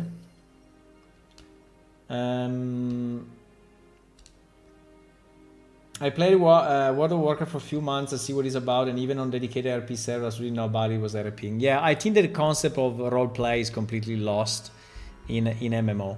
You can find it if you join GTA servers, or Red Dead Redemption servers. So there are communities, right, that are really role-playing, and I think they are role-playing there, but you miss the game, right? So in the sense that they are pure social environments, right? But yeah.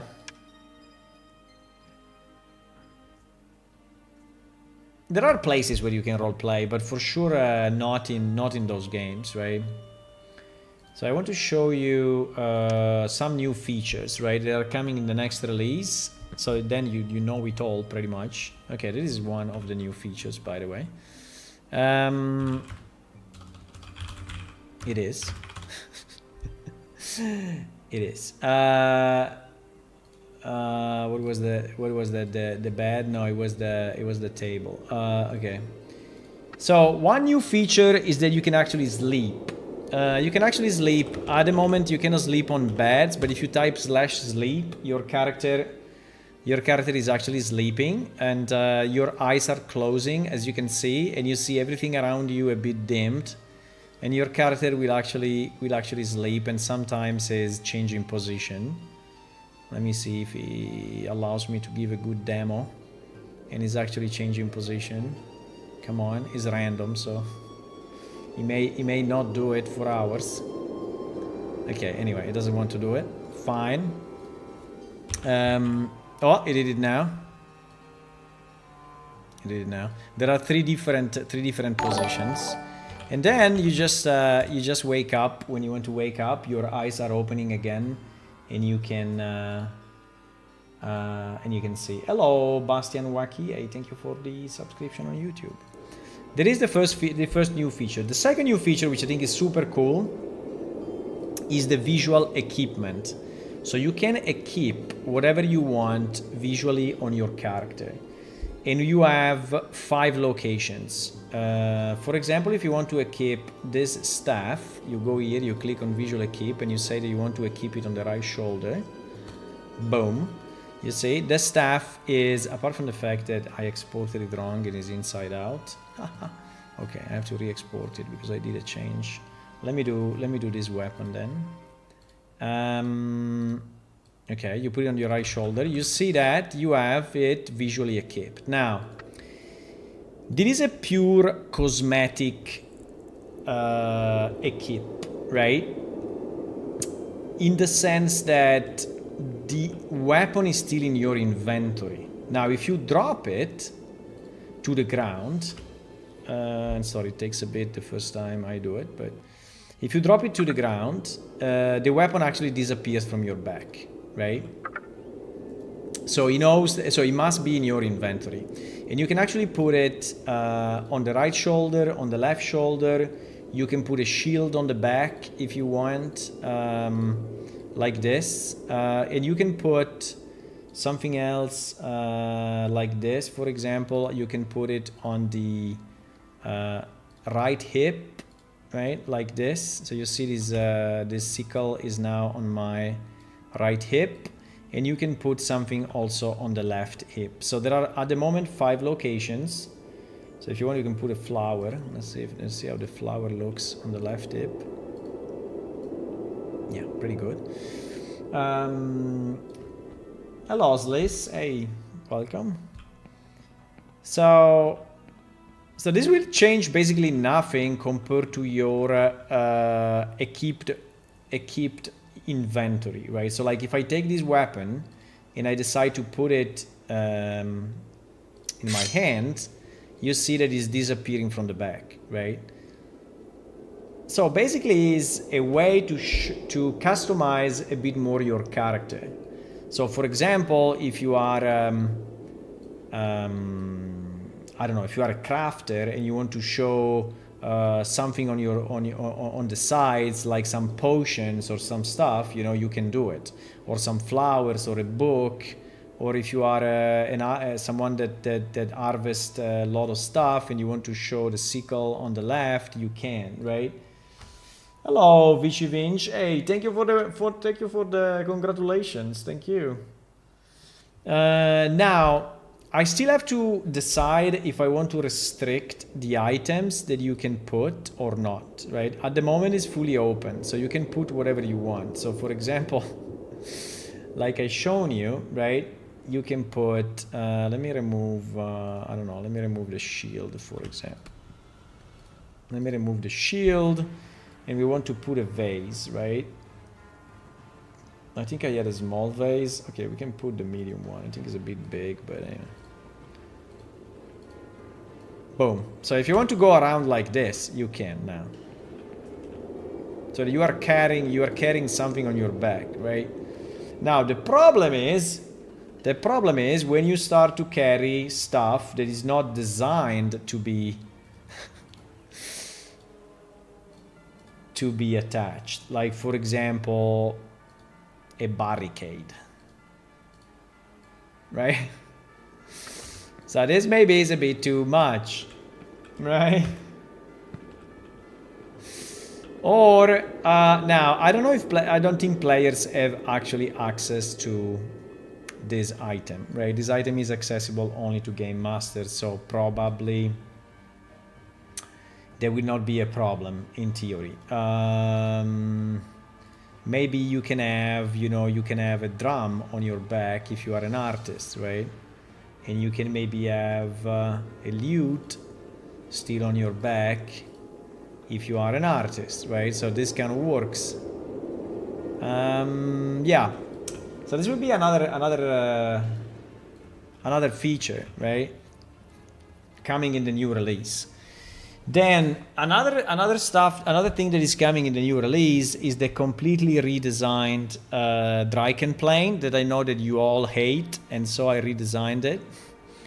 And the way I redesigned it, I think some of you already seen it, but just for the people that didn't see it yet, so we concluded the new stuff.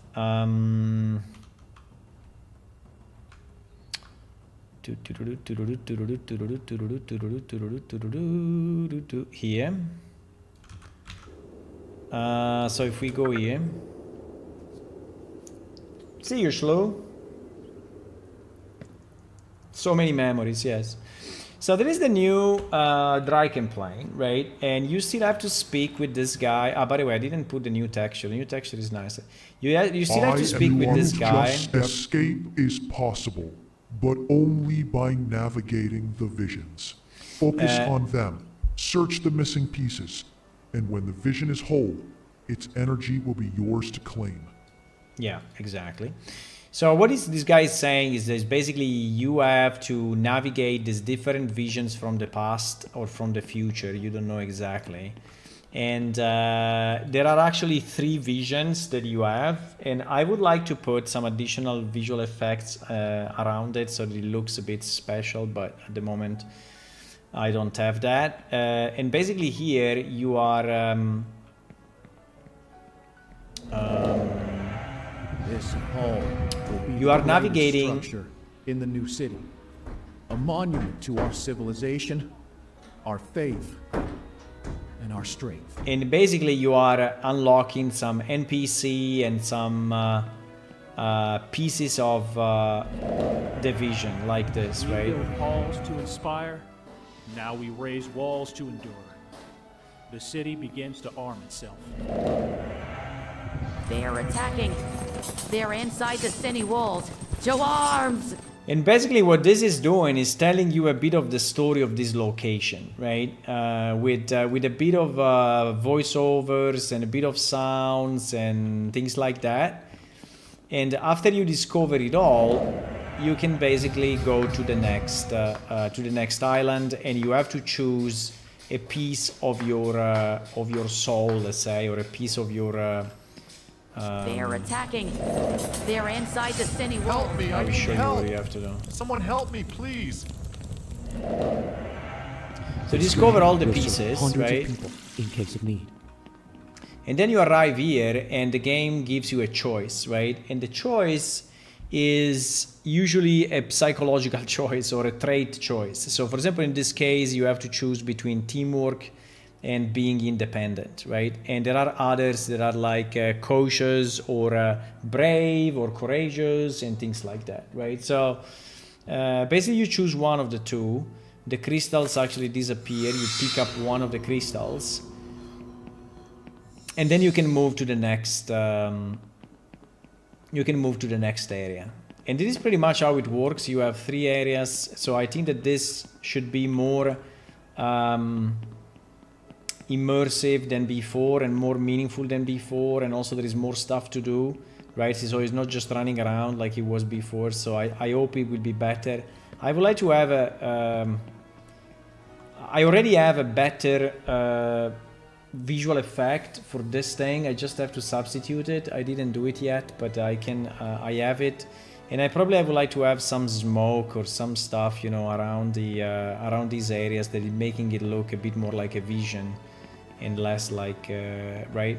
And every one of these islands is an important moment in the history of the game that you are basically visiting. And when this finish, you go to the stone labyrinths, and stone labyrinths I have simplified greatly, right? So now they are very, very simple. They are like 1/5 of what they were before. Okay, I think I told you everything I wanted to tell you. So I told you the story of the game, and we visited some of the what happened during the years, and I also told you pretty much everything that is coming in the new release. I don't know yet when it will be out, but potentially a month from now. I don't know, 3 weeks from now. Depends how fast we go with the other stuff. So the main thing that we miss at the moment are players, right? And I understand that you have millions of games to play, and plane shift is definitely not the most appealing or more visually nice or whatever, right? But yeah, I think that at the moment, if you want to help, you know, playing is one thing, right? Hey, thank you, Zara, for the subscription. I don't know why the audio didn't trigger. Maybe it will trigger a bit later. But the audio didn't trigger. I think you have to click something like to declare it to the stream or something. But hey, thank you for the subscription. Very nice of you. And yes, if you want to help us, I think at the moment playing the game is one thing, but also if you want to help us on any of the developments, there is obviously always a lot to do, like in terms of new 3D models, new sounds, new music, new dialogues. So there is a lot that you can do if you want to help. And yeah, if you want to help, just tell me and we can find something. We can find something for you to do for sure.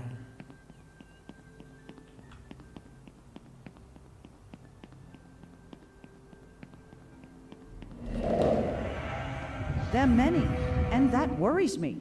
Supplies in these tunnels are already thin. True, but those dwarves are strong. If they stand with us, we might hold the tunnels against the creatures that crawl in the dark. True. You like these mushrooms? I like these mushrooms. But anyway, let's say that the main show for tonight is done.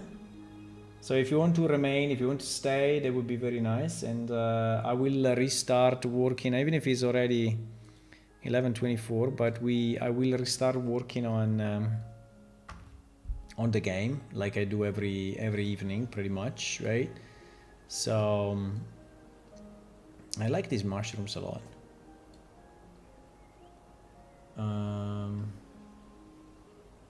Yeah, we have voices. I mean these are made with AI, but I think they are good enough, right? So I think that that looks like a nice place. I'm voicing over a lot of NPC, right? A lot of NPC. I missed one thing that I added, but it's a minor thing. But let me see if I can show it to you.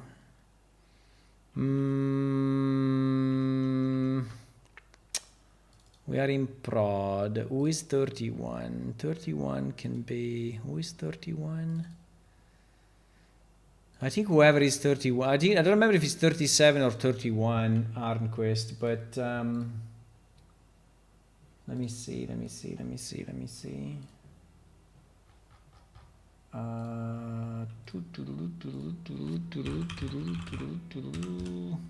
I added something to simplify. Yeah, it's Arnquist 37. I added something to simplify the interaction with the NPC, right? Because I think that people don't really know what to type, and we have a lot of text that has been created. A lot of text that has been created to basically describe the NPC and give a bit of a background, but pretty much no one is using it because they don't know that they can, right?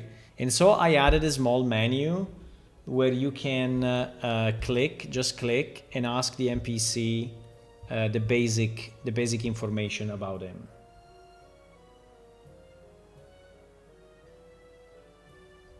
I'm trying to get back at role playing a little bit. 16 years. You can join on the Saturdays. On Saturdays there are events, and that we run every Saturday. Woodjet is running those, and there definitely you may find people, right? But I think that would be nice if we could establish another day, right? Like an additional day during the week, right?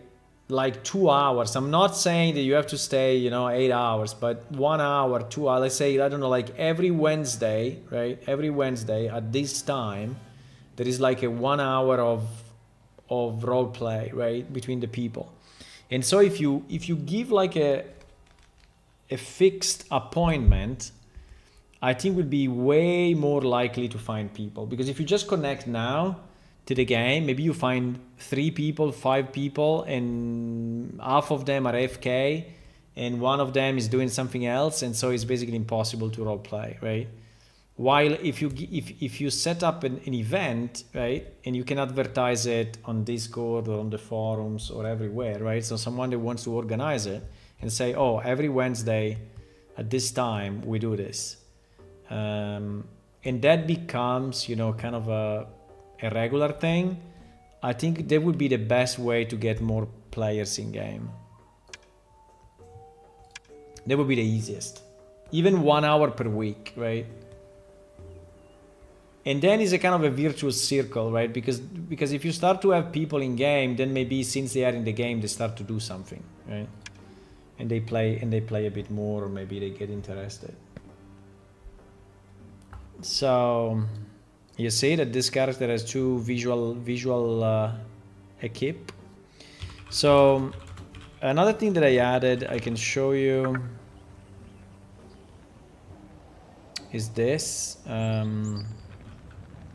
So when you speak with an NPC, there is a new. I don't know if it's super visible, but anyway, there is a. I can make it glow. Yeah, maybe I can make it glow the first time you play, right? But is this question mark here, right? So if you click on this question mark, it pops up suggestions of stuff that you can say to this guy, right? And it's greetings, about you, and how are you. So you press on greetings, it puts it here. You just have to press enter, and it's basically teaching you, how to do it. Fine day for business. How can I help you? And he will start to speak. Plus, I also forgot that I added some animations when the NPC is actually speaking. So every time you speak with him, he will do an animation, a random animation. I'm Hornquist, the local blacksmith. I buy and sell weapons and armor from this forge of mine. Been doing this sort of work since I was a boy. I prefer to make quality over quantity.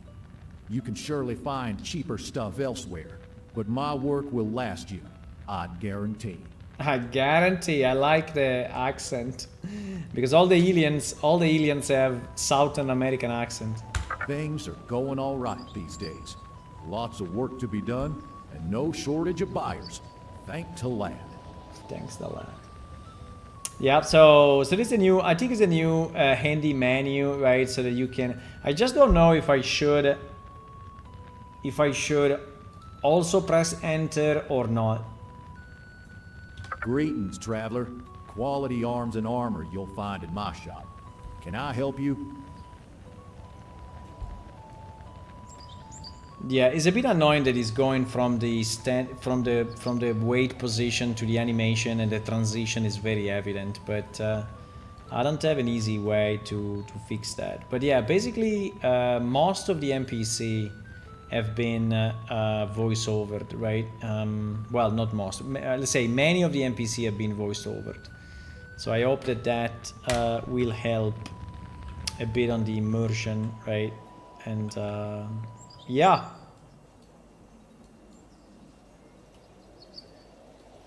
Sally doesn't say he likes a lot of apples. Well, if you are in the quest, so what I voice-overed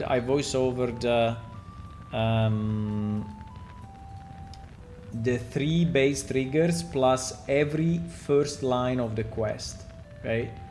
I didn't do all the quests yet, because we have like 500 quests, but I voiced over at least the most important quest, the first line. So you may say that, Hula. I don't remember which is the Apple quest, but you will say that. Hello, MOSFET. Hey, welcome. Okay, so that I pretty much showed you what I wanted to show you. So in the remaining half an hour before I go to bed, I think that I want to do two things. I want to add.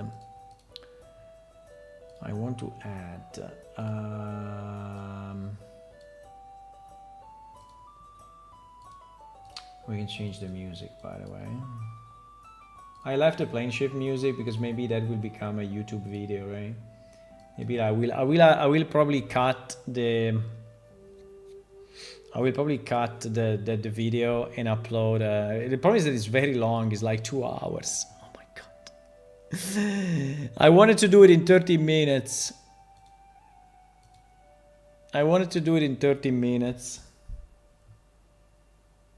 And I spoke for like 2 hours. But anyway.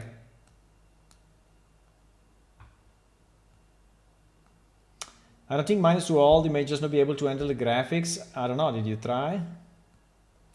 Consider that our game is very, very low on request. Very low. So some of our characters are like the one that you have seen, right? Is probably 1/5 of what, or even more, probably 1/10, but of what a normal character of a new game is, right? In terms of complexity and polygons and textures and everything. So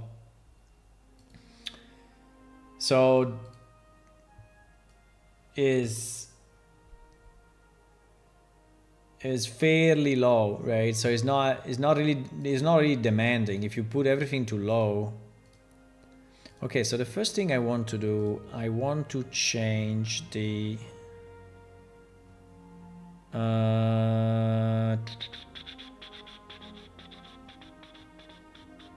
where do I have that?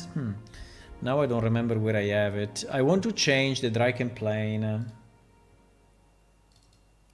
texture and see if it actually looks better when added to the real level, right? Because at the moment I added it, but not to the real level.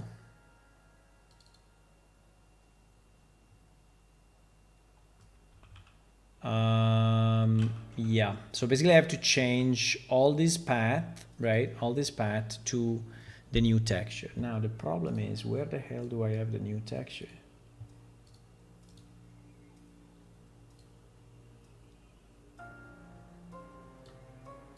And there is something I have to search a bit. I see it, I found it.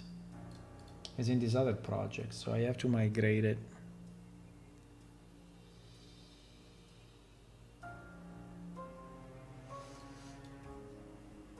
Thank you. Thank you, Gonger. See you.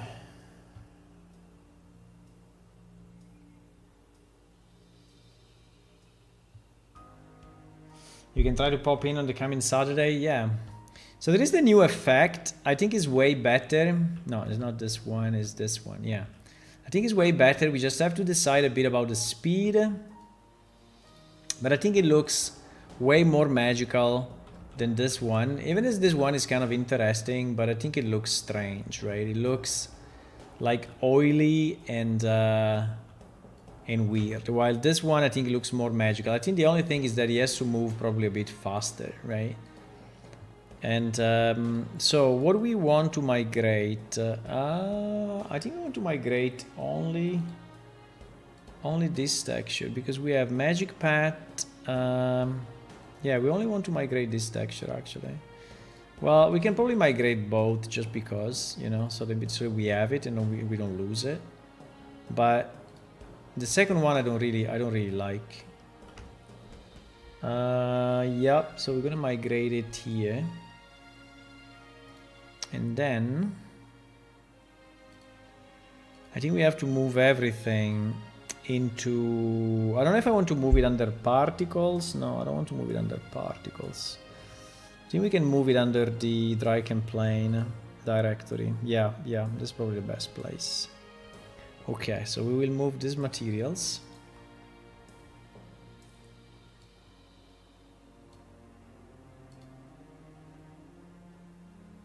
But anyway, guys, if you want to collaborate to the game, there is so much that can be done. Remember that in the past we were like, there was a moment we were like 20 people, right? I mean, it didn't last much, but anyway. So we may definitely use some help if you are interested. I understand that you would prefer to work on the next AAA title, but that is what we have.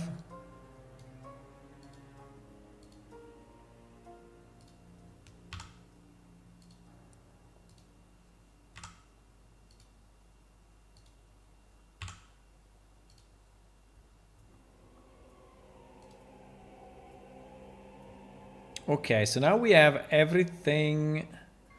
So let me see if I change this, right? Let's take one that is meaningful, like this one, yeah. At the moment we are in unlit, so... But if I take this path, for example, right? If I take this path and I change... no.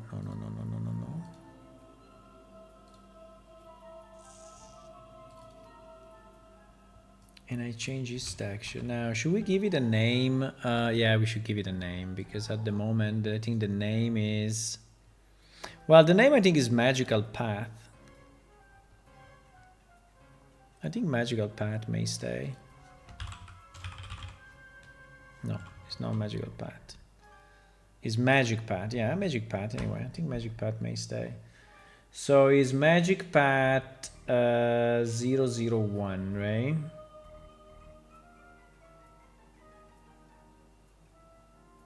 How can these two have the same name and be in the same place?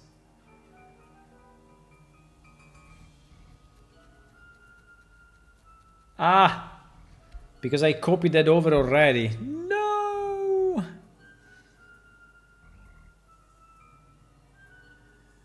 Uh-oh. Okay, I have it twice now. I have it twice. Yeah, I did that already, boys. Okay, fine. We'll just... Oops.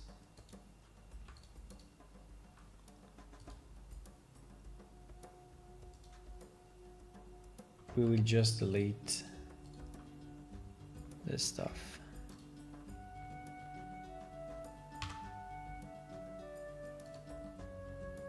Yeah, I copied it already, I forgot.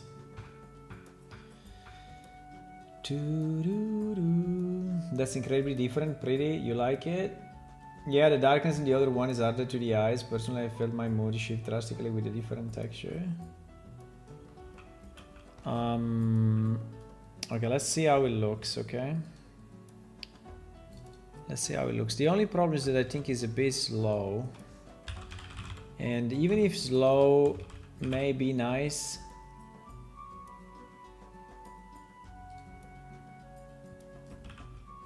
even if slow may be nice. Now this will depend a lot on the light as well, as I can see. So, but we can boost it. We can boost it. Ah, and also I have to redo the UV for some of these parts. So I don't know if I want to have it this... Yeah, like you see here that is broken, but it's broken because my UV is broken. So I have to fix the model. But it is not broken. So the question is... Let me see what we can tweak, because there are some tweakable parameters on this.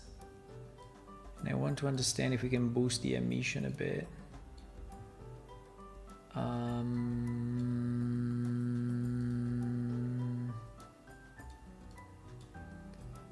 Okay, so we have multiple layers.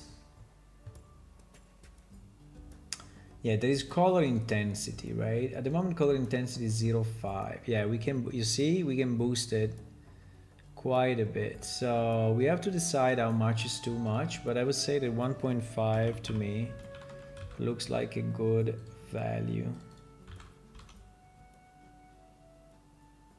And the speed at the moment is very low, it's 0.1, right? And I think we have to do the speed for both 0.025. Let me try to double it and see what happens.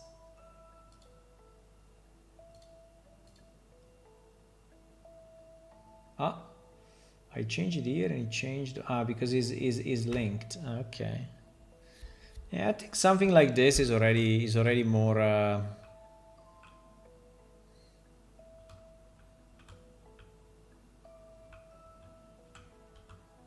is already more interesting now.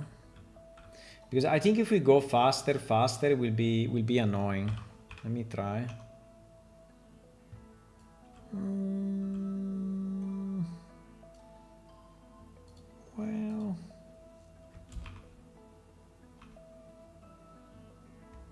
Well, this was already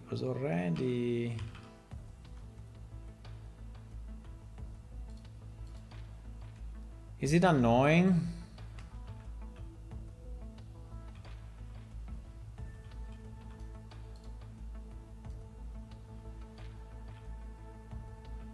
Well, first of all, it's the wrong direction, but we can fix that. Do you prefer it slow? Do you prefer it fast? I don't know.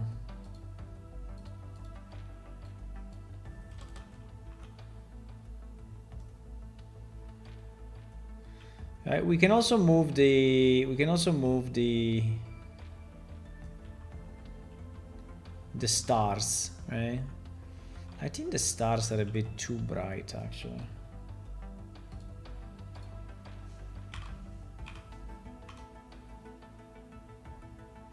Yeah.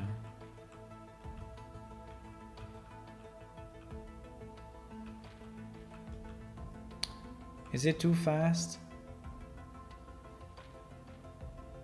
I think that one of the problems is that originally, right, this was flowing better because, let me try again, 0.1, 0.2. So I think that the two were kind of synchronized, or not. No, it's still going faster. Okay, so the effect is the same. So if I put 0.6 and 1, still the same.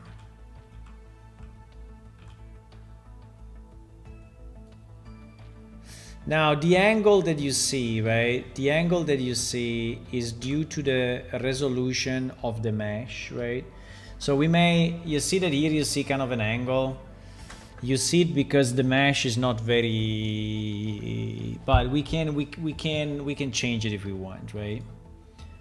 So basically, because these lines, right? These lines is where the mesh is rotating, and so you see that. Mainly you see it in the curves. Now, if it's going straight, you see it way less. Okay, let me try. It seems to be influenced by the light a lot, but with the fact that we can boost it, I think it's kind of fine. Can we change this material on all? On all is not super easy. On all the ones that we walk on, at least.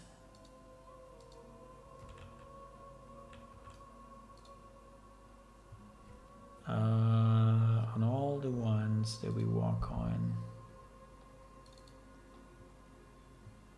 Yeah, and we will have to do some work on the UV because I assume that these UV are not correct. Oh wow! The double layer. I don't know if it's too much. I don't know if it's too much. I think I like it though. Okay, let's see how it looks in game.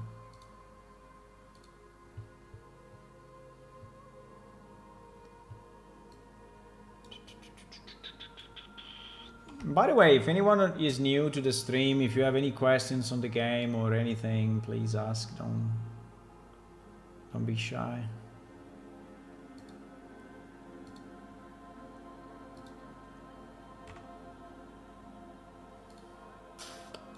Our game is actually released, so if you want to try it,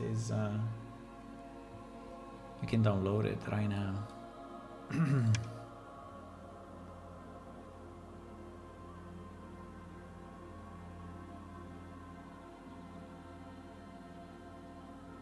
I would like to see more of that lavender coloring, so like boosting it more. I can boost it more. It's an emissive color, so it can become as bright as white, right? Uh-oh. It can become super bright if we want.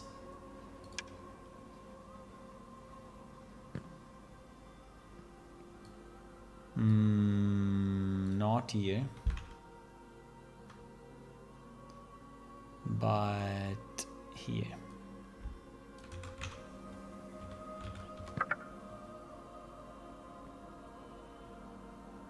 Uh-oh.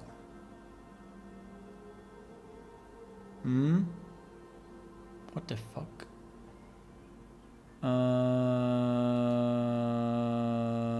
What? It's not loading? I didn't save something? I think I didn't save something, maybe. Ah. Well, they were there already. The material is not loading. Uh-oh. Why the material is not loading? No!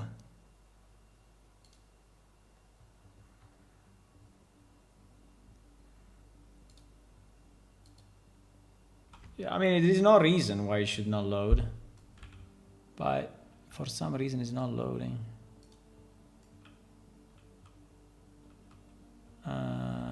It is very strange. Why it should not be loading? If it's loading here, why? Okay, now I saved, so let's see if it now loads. But in theory, it should have worked already.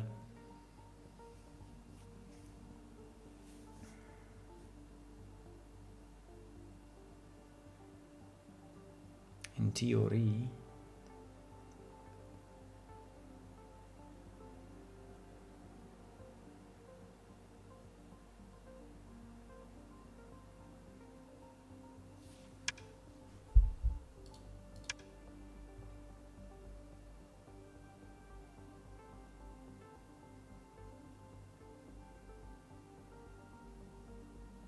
Well, speaking for 2 hours straight anyway. I mean, I usually speak a lot during the streams, but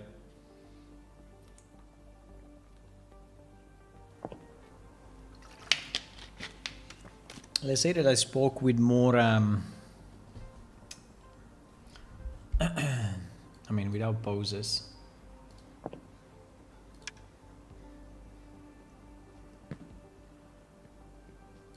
Okay, now it's loading. I don't know what happened. I don't know. The fact they were not saved. Yeah, I kind of like it. It's definitely better than the other one. We can make it more pink. If you want to boost it more. But I think I like it. And also the speed I think is reasonable. I mean, it's a bit trippy because you... I mean, it feels like you are sliding, right? While you are standing still, it feels like you are sliding. So it may be a bit confusing.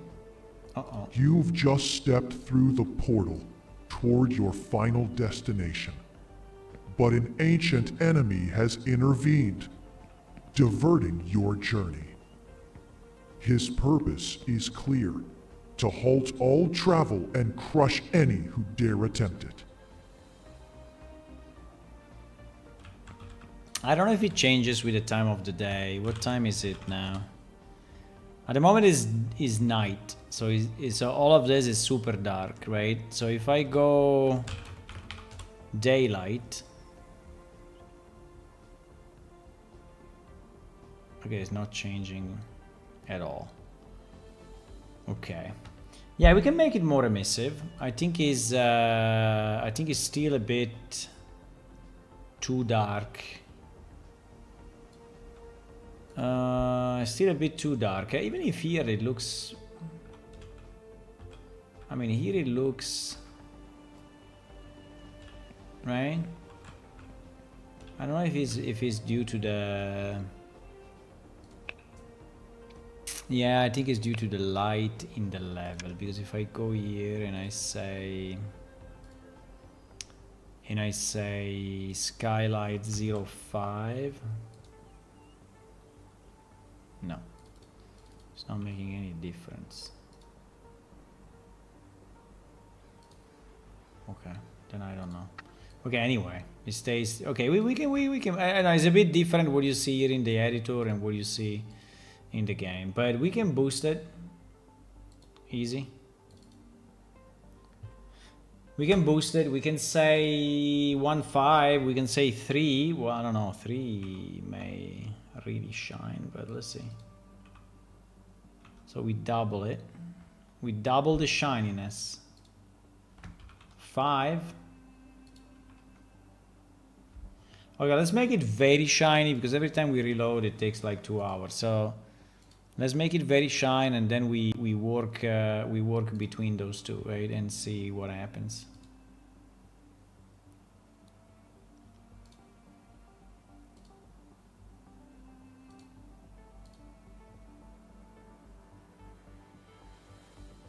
Speed is fine, gives the impression of standing on a flowing river. Yeah. Yeah, I think so. I think it should look like a magical path or something. What I really would like to have, I would like to have some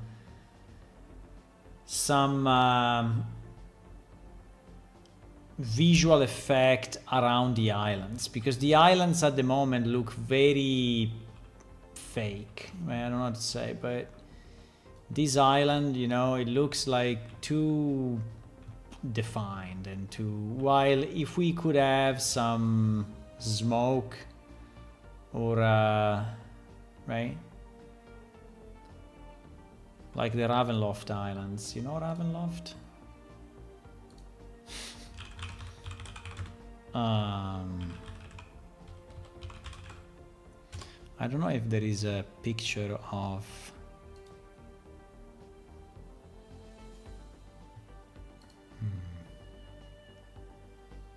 I don't know if anyone ever created a picture of the island from the outside. I don't think so.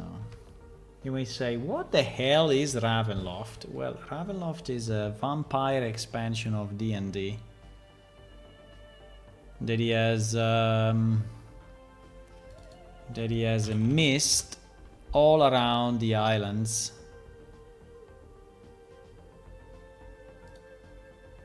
He has a mist like that all around the islands, right? And so yeah, I think if they could have a kind of a mist. The problem is that we are in darkness here. So if I add fog, I mean, we can try, but I think that as soon as I add fog, everything becomes white, and that's super annoying. Because fog with darkness doesn't compute.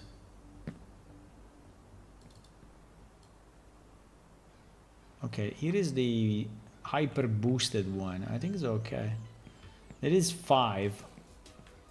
I don't know why it looks so dark. Oh, there is a UV issue. I can fix it. This thing is not mapped properly.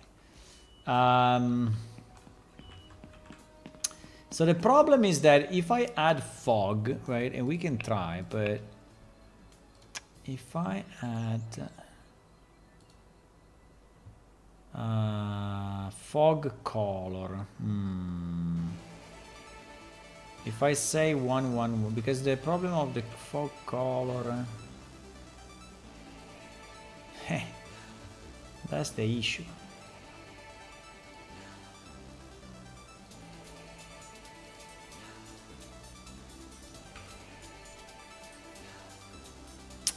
You see the problem? I mean, if I add fog, I mean dispersed fog, right? Like real fog everywhere, then we lose the black background. Because there is not volumetric fog in one place. There is volumetric fog everywhere. So it's kind of a cheap fog, right? It's not a fog. I mean, it is like if you go here, yes. If you go here and you look at the ground and you look at that, yeah, it is fog. But in distance, right? In distance, it creates that stupid effect where the black becomes white and it's super bad, right? It's super bad. Super bad. And also the more fog you add, basically the more everything becomes, you know, becomes invisible. And yes, maybe it looks a bit more mystical because you don't see shit, but I think it makes it worse, right? I don't think it makes it better. So I prefer to have the blackness. I prefer to have this weird aurora thingies, right? That show like that. I prefer to see in the distance my path. But I would like to have here. I would like to have here something, right? You understand what I mean, right? I would like to have there a fog around the island, pretty much, or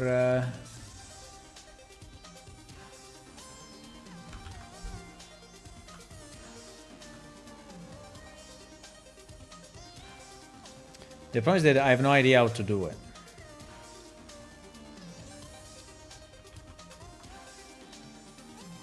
So we have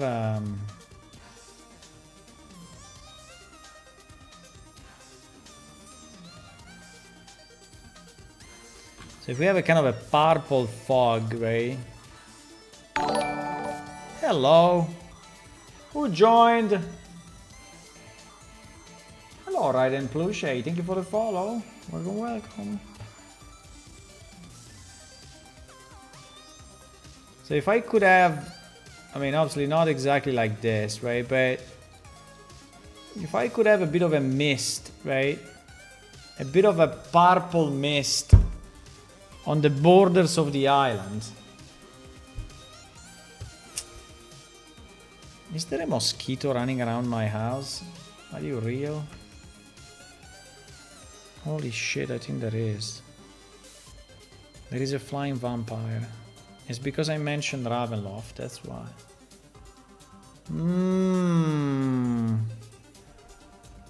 It's gonna bite me so much.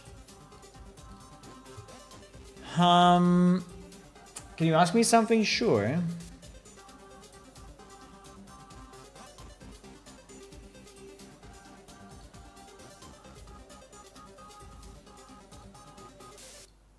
Anyway, I will have to go soon, but the point is, if I could have, you know, yeah, mist like that, right?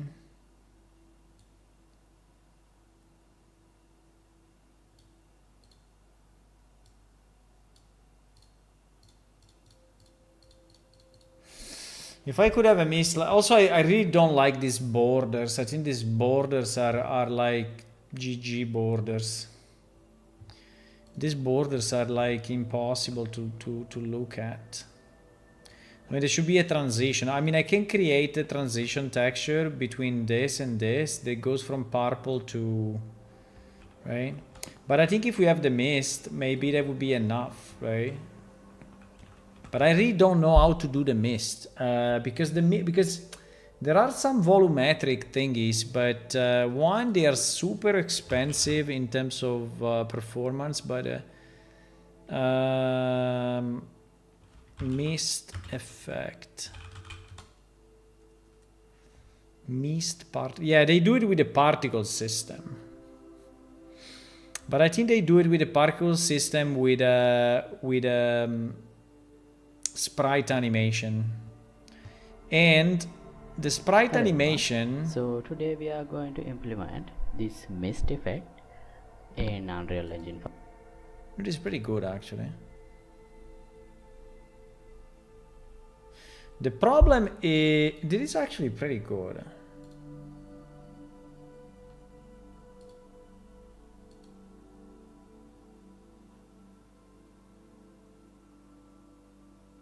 You know what? This one is not bad. I mean, I have to see it purple, but it's actually very good.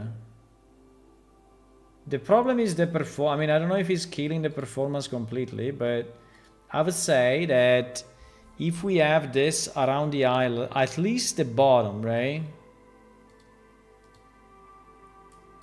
This guy is explaining how to do it step by step, I think. He's doing with the Niagara system. Let me see what he's using though, because I think he will be using...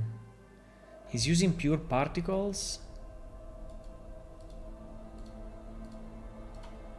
If he's using pure particles, that's a bit of a problem, but... No, I think he will have a picture. He will have a picture for sure. Somewhere. Huh? It doesn't?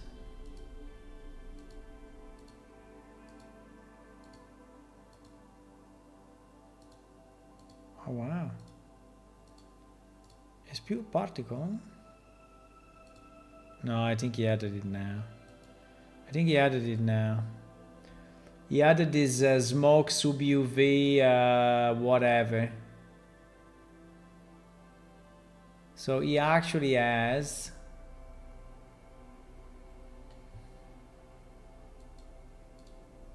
So he's using smoke. Yeah, he's using smoke. So the problem of using smoke is the resolution, but...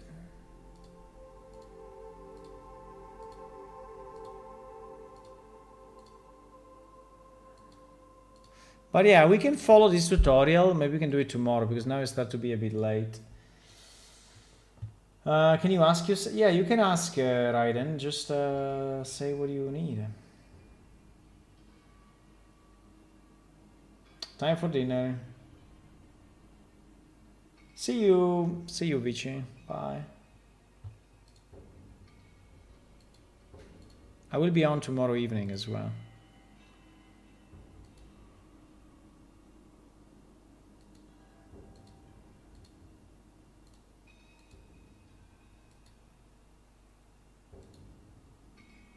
Yeah, is but we have smoke. We have plenty of smoke textures. So now the only problem for us will be that we will have to generate this, right? Not in a sparse way like it is doing now, because he has this particle effect pretty much everywhere, right?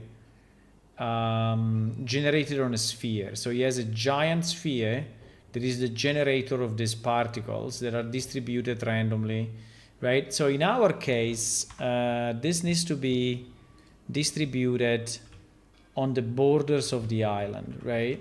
On the borders. And this means that, I don't even know what it means, right? Or maybe we can do it in chunks, but... I mean, we can try a cylinder, but a cylinder... I don't know if you can use a mesh in the... maybe you can. Because if you can use a mesh, we can use this one, right? If this one can generate the...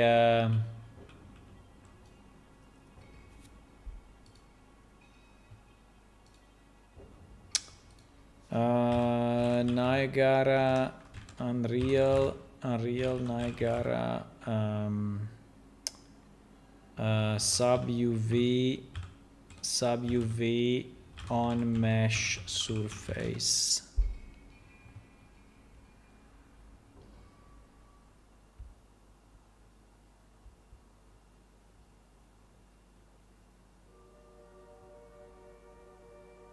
I mean, yes and no, right? So I don't want to use it as a material. I want to generate the particle from a mesh.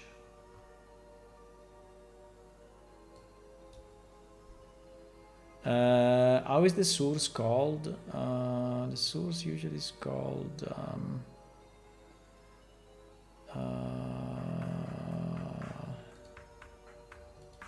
emitter. No, is the emitter.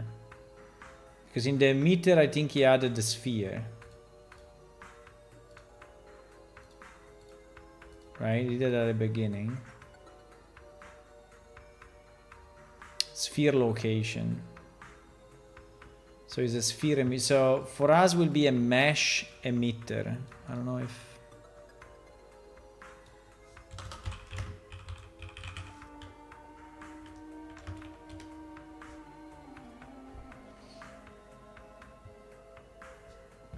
Thank you, Zare. Thank you, thank you. Thank you for being here. Part of history. So when we'll be at stream 3000, you know, we can remember today.